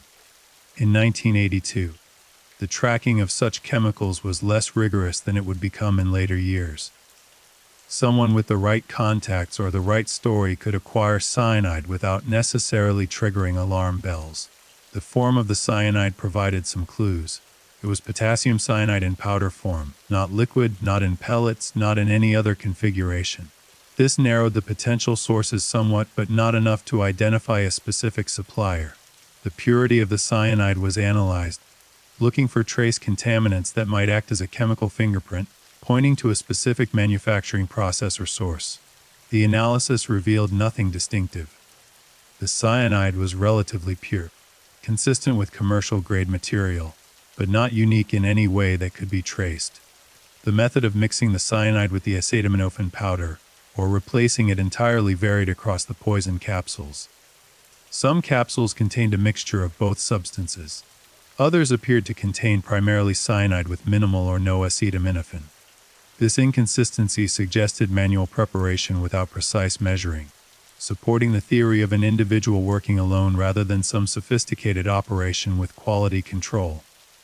The perpetrator had simply opened capsules, added or substituted cyanide, and reclosed them without worrying about exact proportions. The taste and smell of cyanide would have been immediately apparent to the victims. Cyanide has a distinctive bitter almond odor and taste, though not everyone can detect it due to genetic variations in smell receptors. The victims who could taste or smell it would have known within seconds that something was wrong. But by then, it was already too late. Cyanide acts with terrifying speed. It binds to an enzyme in cellular mitochondria, preventing cells from using oxygen. The brain and heart, being the most oxygen-dependent organs, fail first. Unconsciousness comes within a minute. Death follows within minutes. The medical examinations of the victims revealed the brutal efficiency of cyanide poisoning. The pathology was consistent across all 7 deaths. Elevated cyanide levels in the blood. Cherry red coloring of the blood and tissues due to oxygen saturation that couldn't be used. Rapid onset of symptoms, quick progression to death. In several cases, the victims were dead before emergency responders could even begin treatment. In others, treatment was attempted but proved futile, because the cyanide had already done its damage. The question of whether any of the victims could have been saved if the cause had been immediately known was examined by medical experts. The consensus was grim. Even if paramedics had known immediately that cyanide poisoning was occurring, the treatment options in 1982 were limited and the time window was extremely narrow. Modern cyanide antidotes exist but must be administered very quickly to be effective. In most of these cases, by the time symptoms were apparent, the lethal damage was already done. Perhaps 1 or 2 victims might have been saved with immediate, aggressive treatment and a lot of luck. But most were doomed the moment they swallowed the poison capsules. The psychological profile of someone who would use cyanide as a murder weapon suggested certain characteristics. Cyanide is not a subtle poison. It kills quickly and obviously. Someone who chooses cyanide isn't trying to make deaths look natural or accidental. They want the deaths to be recognized as poisoning. This suggested a perpetrator who wanted attention, who wanted their crime to be noticed, who wanted to create fear. A more subtle poison, something that might be mistaken for natural causes, would have served a different purpose. The choice of cyanide was a choice for dramatic, unmistakable murder. The storage and handling of the cyanide by the perpetrator raised practical questions. Cyanide is dangerous to handle even for someone with chemistry knowledge. It's toxic through ingestion, inhalation, and skin contact. Opening capsules and adding cyanide powder would require care to avoid self-contamination. The perpetrator would have needed a workspace, probably private, where they could handle the poison safely. They would have needed basic protective measures, perhaps gloves, perhaps a mask, perhaps just good ventilation and careful technique. The fact that they apparently did this successfully, without poisoning themselves, suggested at least basic competence and planning. The disposal of any excess cyanide or contaminated materials was never traced. If the perpetrator had leftover poison or tools used in the tampering, where did those items go? Were they discarded in ways that couldn't be traced? Were they kept, perhaps hidden somewhere, waiting to be discovered? Were they destroyed? The lack of any physical evidence beyond the poison capsules themselves suggested careful disposal or retention in a location never searched by investigators. The possibility that the perpetrator had poisoned more bottles that were never discovered was a haunting question. The recall of 31 million bottles prevented any additional deaths. But what if there were other poisoned bottles that were thrown away during the recall? Their deadly contents never consumed and thus never discovered. The statistical probability suggested there might have been additional poisoned bottles. 7 bottles were found through tragic discovery when victims died. But if the perpetrator had poisoned 10 bottles, or 20 or 50, and only 7 resulted in deaths before the recall, the others would have been discarded with millions of safe bottles, their existence unknown. This possibility meant that the actual scope of the crime might never be fully known. The perpetrator might have intended to kill dozens or hundreds of people, with the death toll limited only by the speed of the public health response and recall. Or the 7 bottles might have been the entirety of the plot, with each death intended, each bottle deliberately placed. Without knowing the perpetrator's intent, Without catching them and obtaining a confession, the full scope of the crime remained uncertain. The impact on pharmaceutical companies beyond Johnson & Johnson was immediate and severe. Competitors initially benefited as Tynol's market share collapsed. Brands like Advil, Anacin, and Bayer saw sales increases as consumers switched products. But the benefit was short-lived as the general fear of product tampering affected all over-the-counter medications. Consumers didn't just stop buying Tylenol, they became suspicious of all pain relievers, all medications. The entire category suffered until new packaging standards were implemented industry-wide. The development of tamper-evident packaging happened with remarkable speed considering the scale of the change required.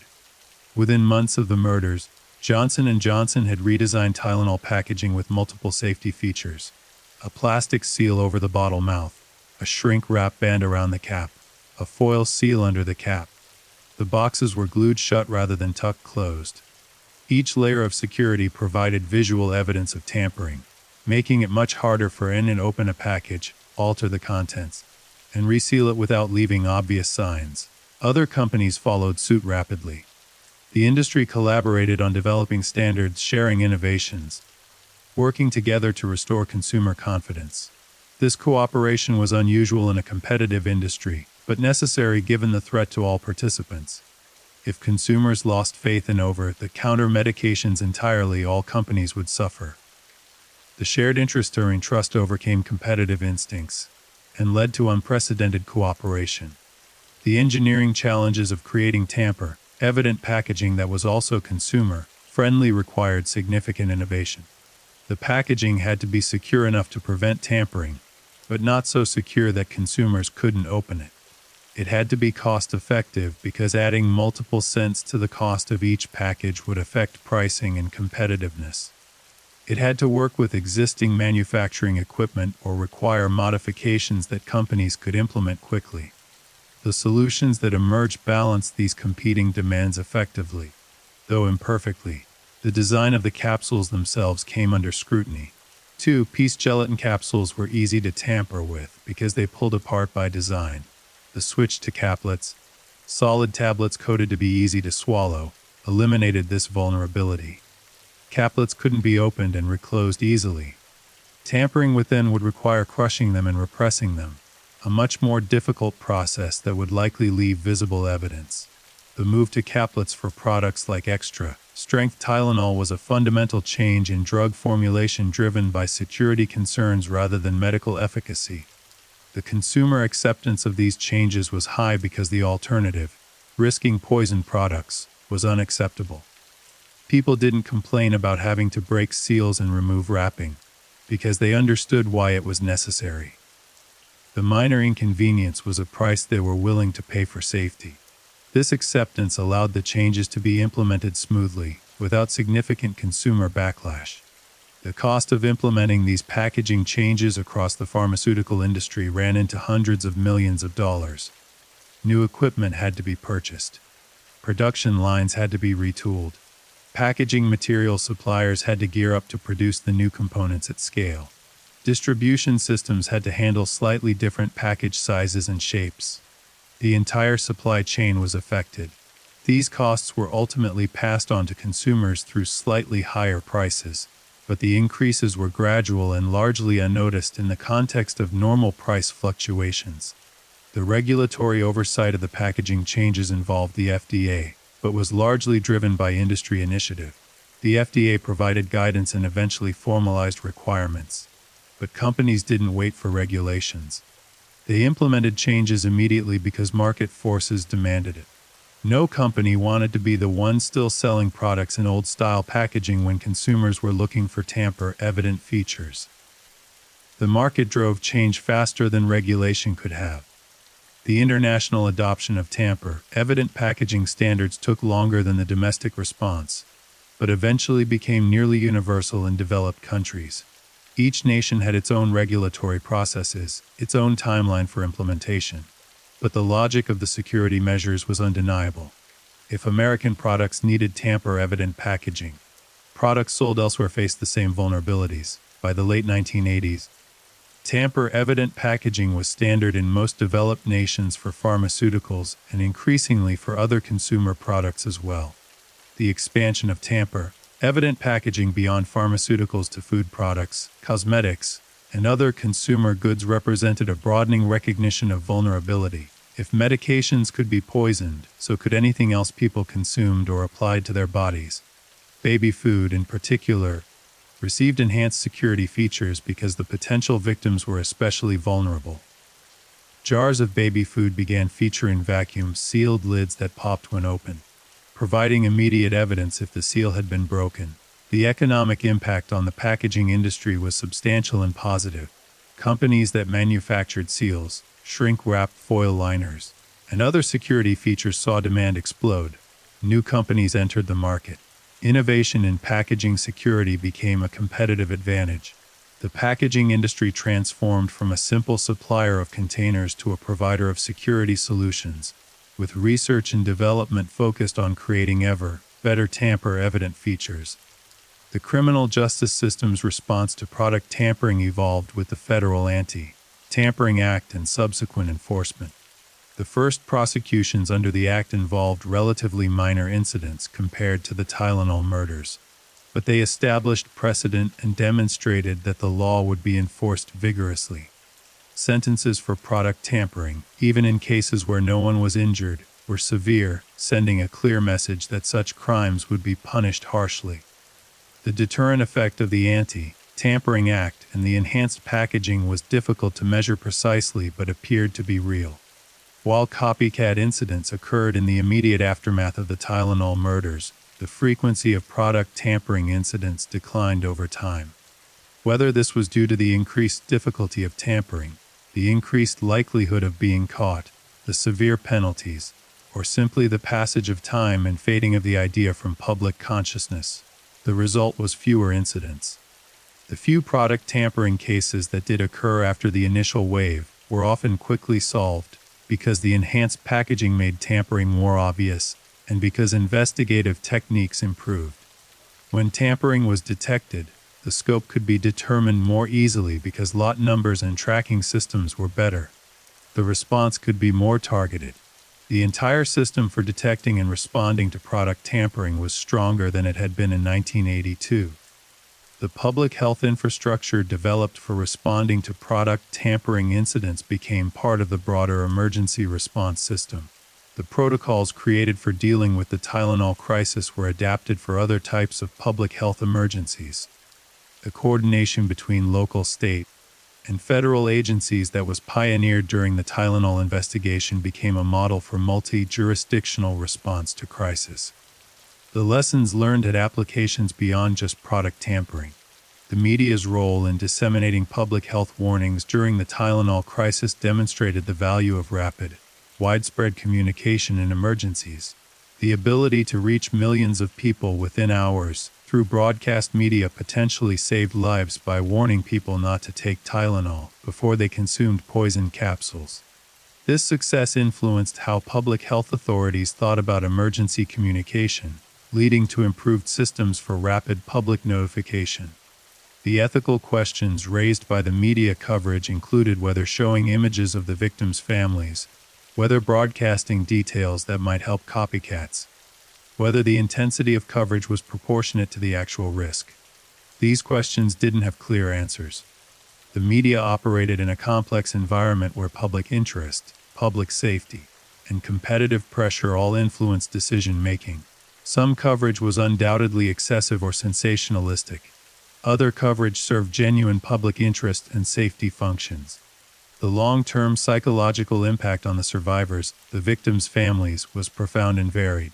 Some family members became advocates and activists, channeling their grief into efforts to prevent future tragedies. Others withdrew from public life, processing their loss privately. Some developed anxiety disorders or depression, struggling with the randomness of what had happened. The trauma of losing someone to random violence, to an act that seemed to come from nowhere and could not have been prevented, created psychological wounds that time didn't fully heal. The support systems available to the families in 1982 were less developed than would become in later years. Victim assistance programs were limited. Trauma counseling was less sophisticated. The families largely had to cope on their own, with support from their communities and their own inner resources. Some thrived despite the tragedy. Others struggled for years or for life. The disparity in outcomes reflected the complexity of grief and trauma, the individual nature of resilience, the role of support systems and personal circumstances in determining how people cope with devastating loss. The impact on the first responders who handled the cases was also significant. Paramedics who tried to save the victims and failed, who saw healthy people dead for no apparent reason, who felt the helplessness of being unable to help. Police officers who investigated the scenes, who interviewed grieving families, who worked the case for years without resolution.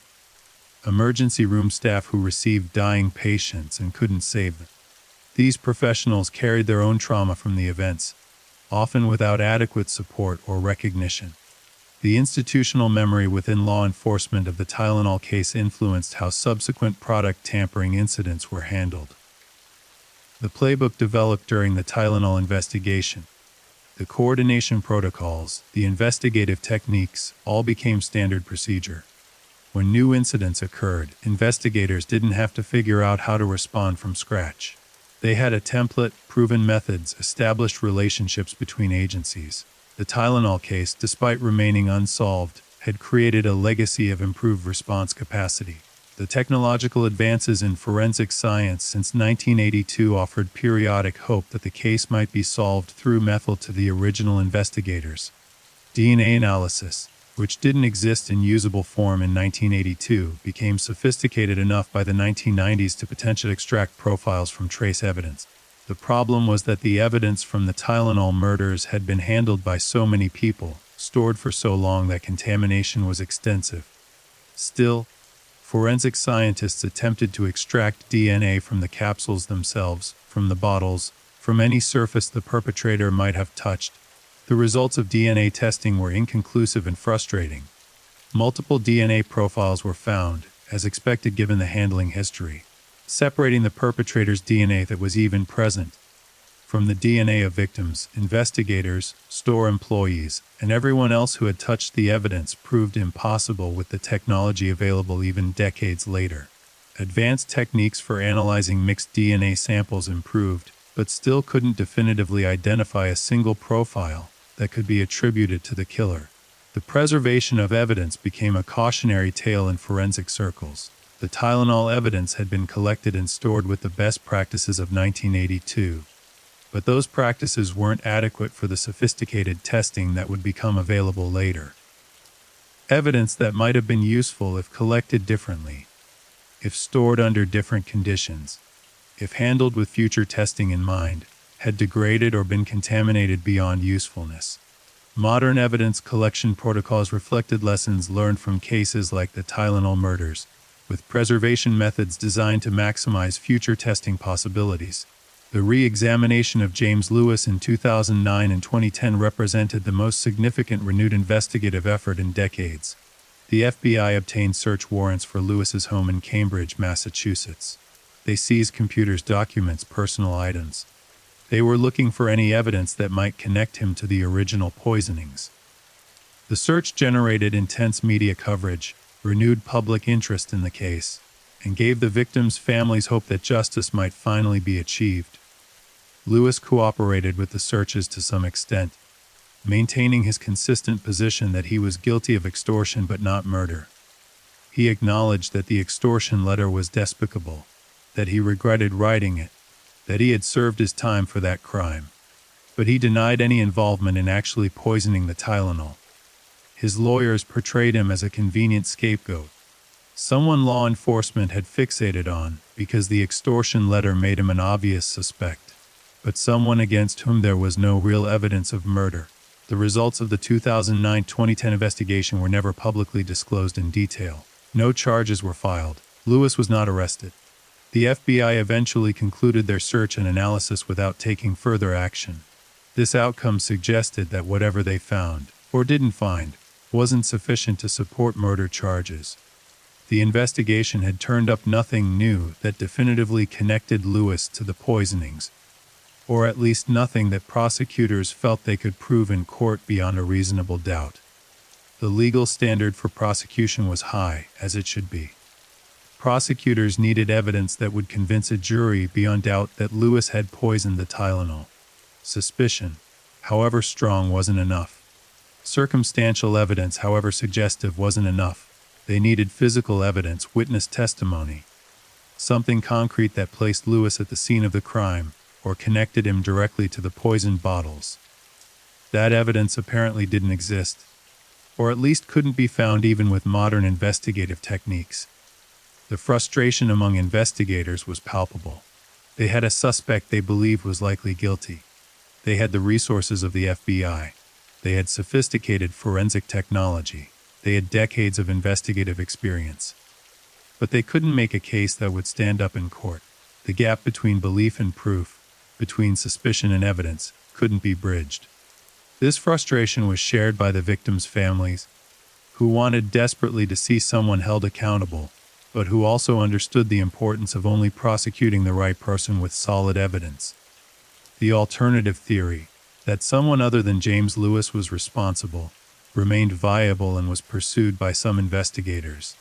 If Lewis was just an opportunist who saw a chance to extort money from a tragedy, then the real killer was still unknown, possibly still alive, possibly living a normal life, carrying the secret of 7 murders. This person would have committed the perfect crime, gotten away with it completely, never been identified or seriously suspected. The possibility was chilling and frustrating in equal measure. The behavioral analysis of the crime suggested certain things about the perpetrator's psychology, regardless of who they were. The choice to poison random strangers indicated a profound disconnect from normal human empathy. Most people can't imagine harming someone they don't know, someone who has done nothing to them. The psychological barrier to killing strangers is high for most individuals.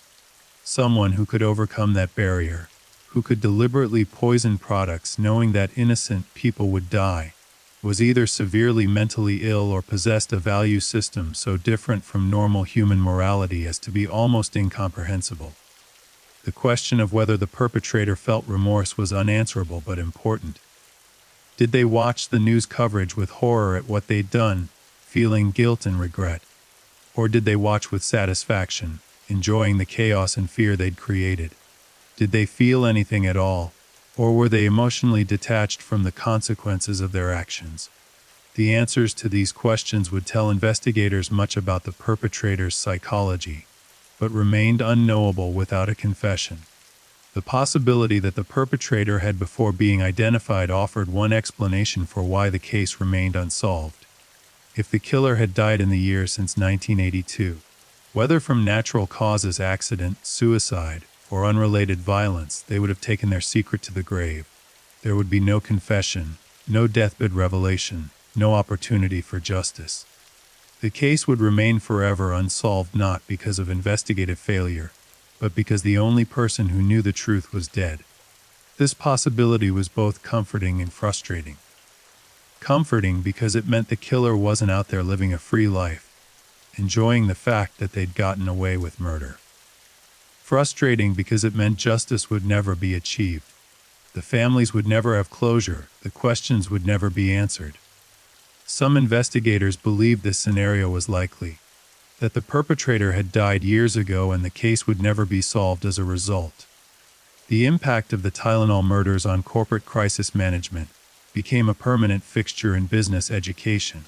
The case was studied as an example of how to respond to a crisis with transparency, decisive action, and prioritization of public safety over profit. Johnson & Johnson's recall decision, which cost the company over $100 million, was held up as the right choice even though it was financially devastating. The company's reputation ultimately recovered because they had done the right thing, because they had put people over profits, because they had acted with integrity during the crisis. The alternative approach, trying to minimize the crisis, deflect blame, or delay action, would almost certainly have destroyed the Tylenol brand permanently. The contrast between Johnson & Johnson's response and how other companies handled their crisis became a teaching tool. Students learned that in a genuine crisis where lives are at stake, The only viable long-term strategy is complete honesty and aggressive action to protect the public. Short-term financial considerations have to be subordinated to the fundamental obligation to prevent harm. The rebuilding of the Tylenol brand after the murders was a remarkable achievement in marketing and corporate communications. The company didn't just fix the packaging and hope people would forget. They actively communicated what they were doing, why the new packaging was safer, how they were working to restore trust. They offered free replacement of old Tylenol with new, safer formulations. They ran advertising campaigns that addressed the crisis directly rather than ignoring it. The approach was transparent and comprehensive, treating consumers as intelligent people who deserved honest communication, rather than as a problem to be managed. The success of the strategy was demonstrated by Tylenol's market share recovery. Within a year of the murders, Tylenol had regained most of its lost market position. Within a few years, it was again the leading the counter-pain reliever in America. The brand survived what many thought would be a fatal blow, emerging stronger because of how the company had responded. This recovery became a case study in brand resilience and crisis management effectiveness. The personal toll on Johnson & Johnson executives who managed the crisis was significant. James Burke, the CEO who made the decision to recall all Tylenol products, faced enormous pressure. Shareholders questioned whether the recall was necessary. Financial analysts predicted the brand's death. The short-term financial impact on the company was severe. Burke had to balance his responsibility to shareholders with his responsibility to the public, his obligation to preserve the company with his obligation to prevent further deaths. He chose public safety, and history judged that choice correct. But at the time it required courage and conviction. The legacy of the Tylenol murders in pharmaceutical regulation extended beyond just packaging. The FDA increased its oversight of manufacturing practices, implemented more rigorous inspection protocols, developed better systems for tracking products through the supply chain. The goal was to create multiple layers of security, so that even if one layer failed, others would prevent contaminated products from reaching consumers. The approach was comprehensive and reflected a recognition that product safety required constant vigilance and continuous improvement. The evolution of consumer behavior around product purchases reflected the lasting impact of the Tylenol murders. People today automatically check for intact seals before purchasing medications, food products, cosmetics. This behavior is so normalized that younger consumers probably don't even realize it's a learned response to a specific historical event. The visual inspection of products before purchase, the expectation of tamper-evident features, the slight wariness about product safety, all of these behaviors trace their origin to September 1982. The psychological concept of learned helplessness versus learned vigilance was relevant to how people responded to the Tylenol murders. Rather than becoming helpless in the face of random violence, rather than accepting that nothing be done to protect against product tampering, society responded with vigilance. New systems were created. New behaviors were learned. The threat was acknowledged and addressed rather than passively accepted. This response pattern was healthier psychologically and practically than helplessness would have been.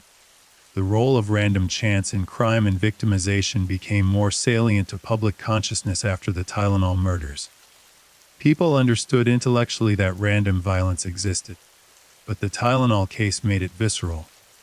The victims weren't targeted for who they were. They didn't know their killer, they didn't know tracked violence. They were simply unlucky. This randomness was disturbing because it meant that safety wasn't entirely within individual control. You could live cautiously, avoid dangerous situations, make smart choices, and still become a victim through pure chance. The philosophical questions about justice and closure remained unresolved for the victims' families. What would justice even look like after 40 years? If the perpetrator was arrested today, tried and convicted, sentenced to life in prison as an elderly person, would that provide closure? Would it bring peace? Would it answer the question of why? The families had mixed feelings. Some believed that any justice would be better than none. Others wondered if a trial and conviction decades after the deaths would just reopen wounds without providing meaningful resolution. The concept of closure itself was examined and questioned. Grief counselors and psychologists increasingly recognized that closure, as commonly understood, might not be a realistic or even desirable goal. The loss of a loved one, especially to violence, creates a permanent change in someone's life.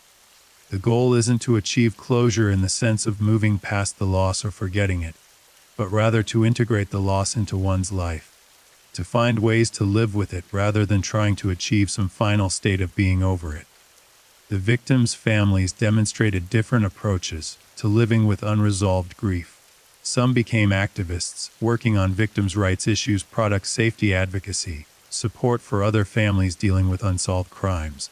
This activism gave their loss meaning, turned their grief into action that might help others. Other family members chose private remembrance, maintaining their loved one's memory through personal rituals, family traditions, quiet acknowledgement rather than public advocacy. Neither approach was better or worse. They were simply different ways of coping with the same fundamental reality.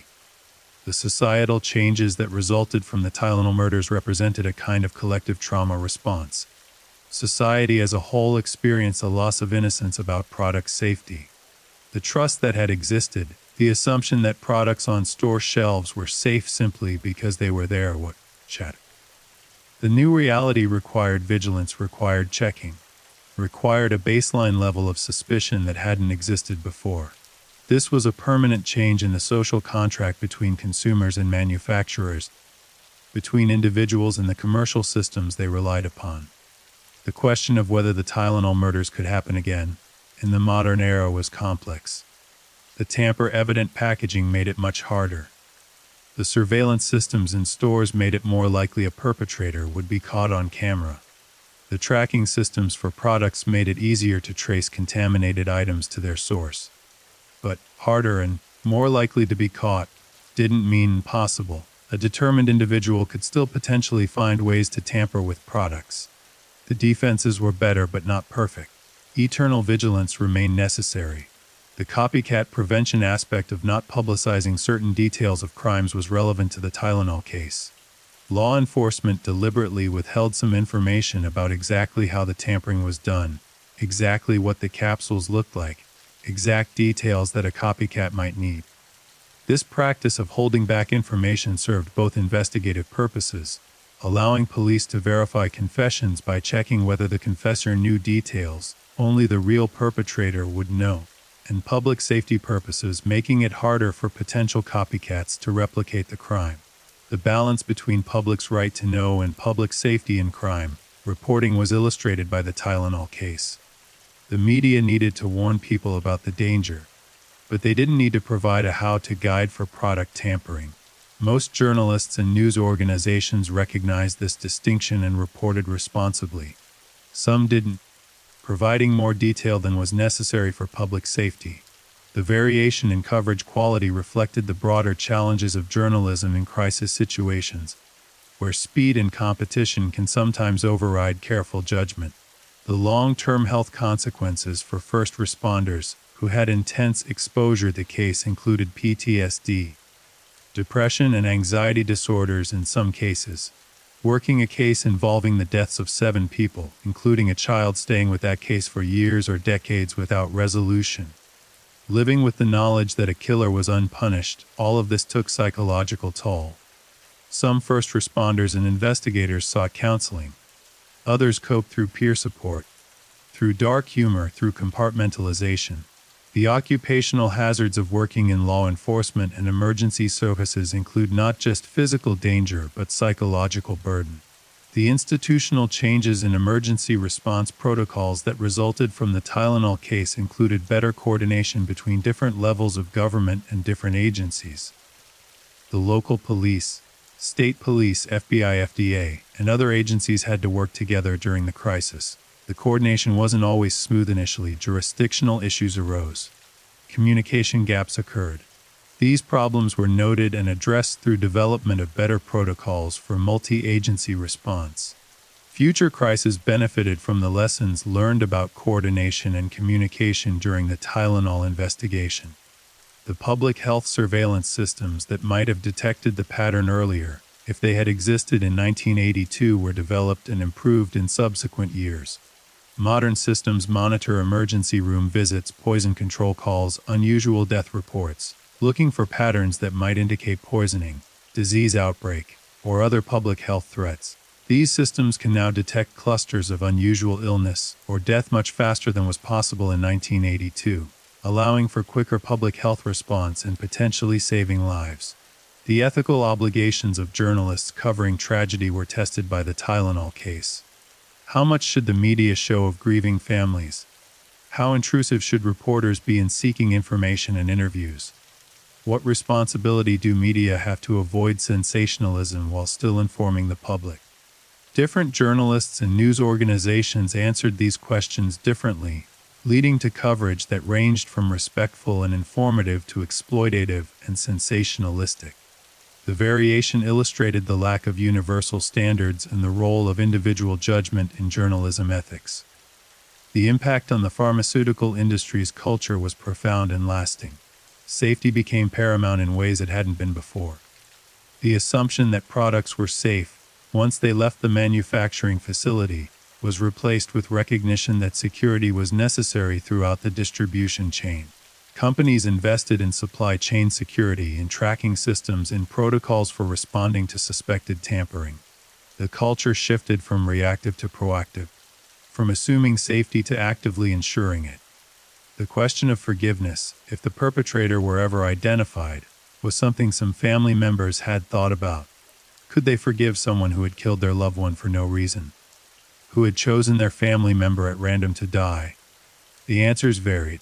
Some family members, drawing on religious faith or personal philosophy, believed in the possibility and importance of forgiveness. Others felt that forgiveness would be impossible for such a senseless crime. Still others felt that the question was premature, that forgiveness could only be considered after justice was achieved, if it ever was. The legacy of the 7 victims extended beyond their deaths. Mary Kellerman's name became associated with childhood vulnerability and parental worst fears. Adam Stanley and Theresa Janus represented the concentration of family tragedy. Mary Rayner symbolized the cruelty of a new mother's death. Paula Prince embodied the randomness of victim selection. Each victim's story resonated in different ways, but collectively they represented the human cost of product tampering, the real people behind the statistics and the corporate crisis. The memorialization of the victims took various forms over the years. Some families created private memorials. Some participated in public remembrance events on anniversaries.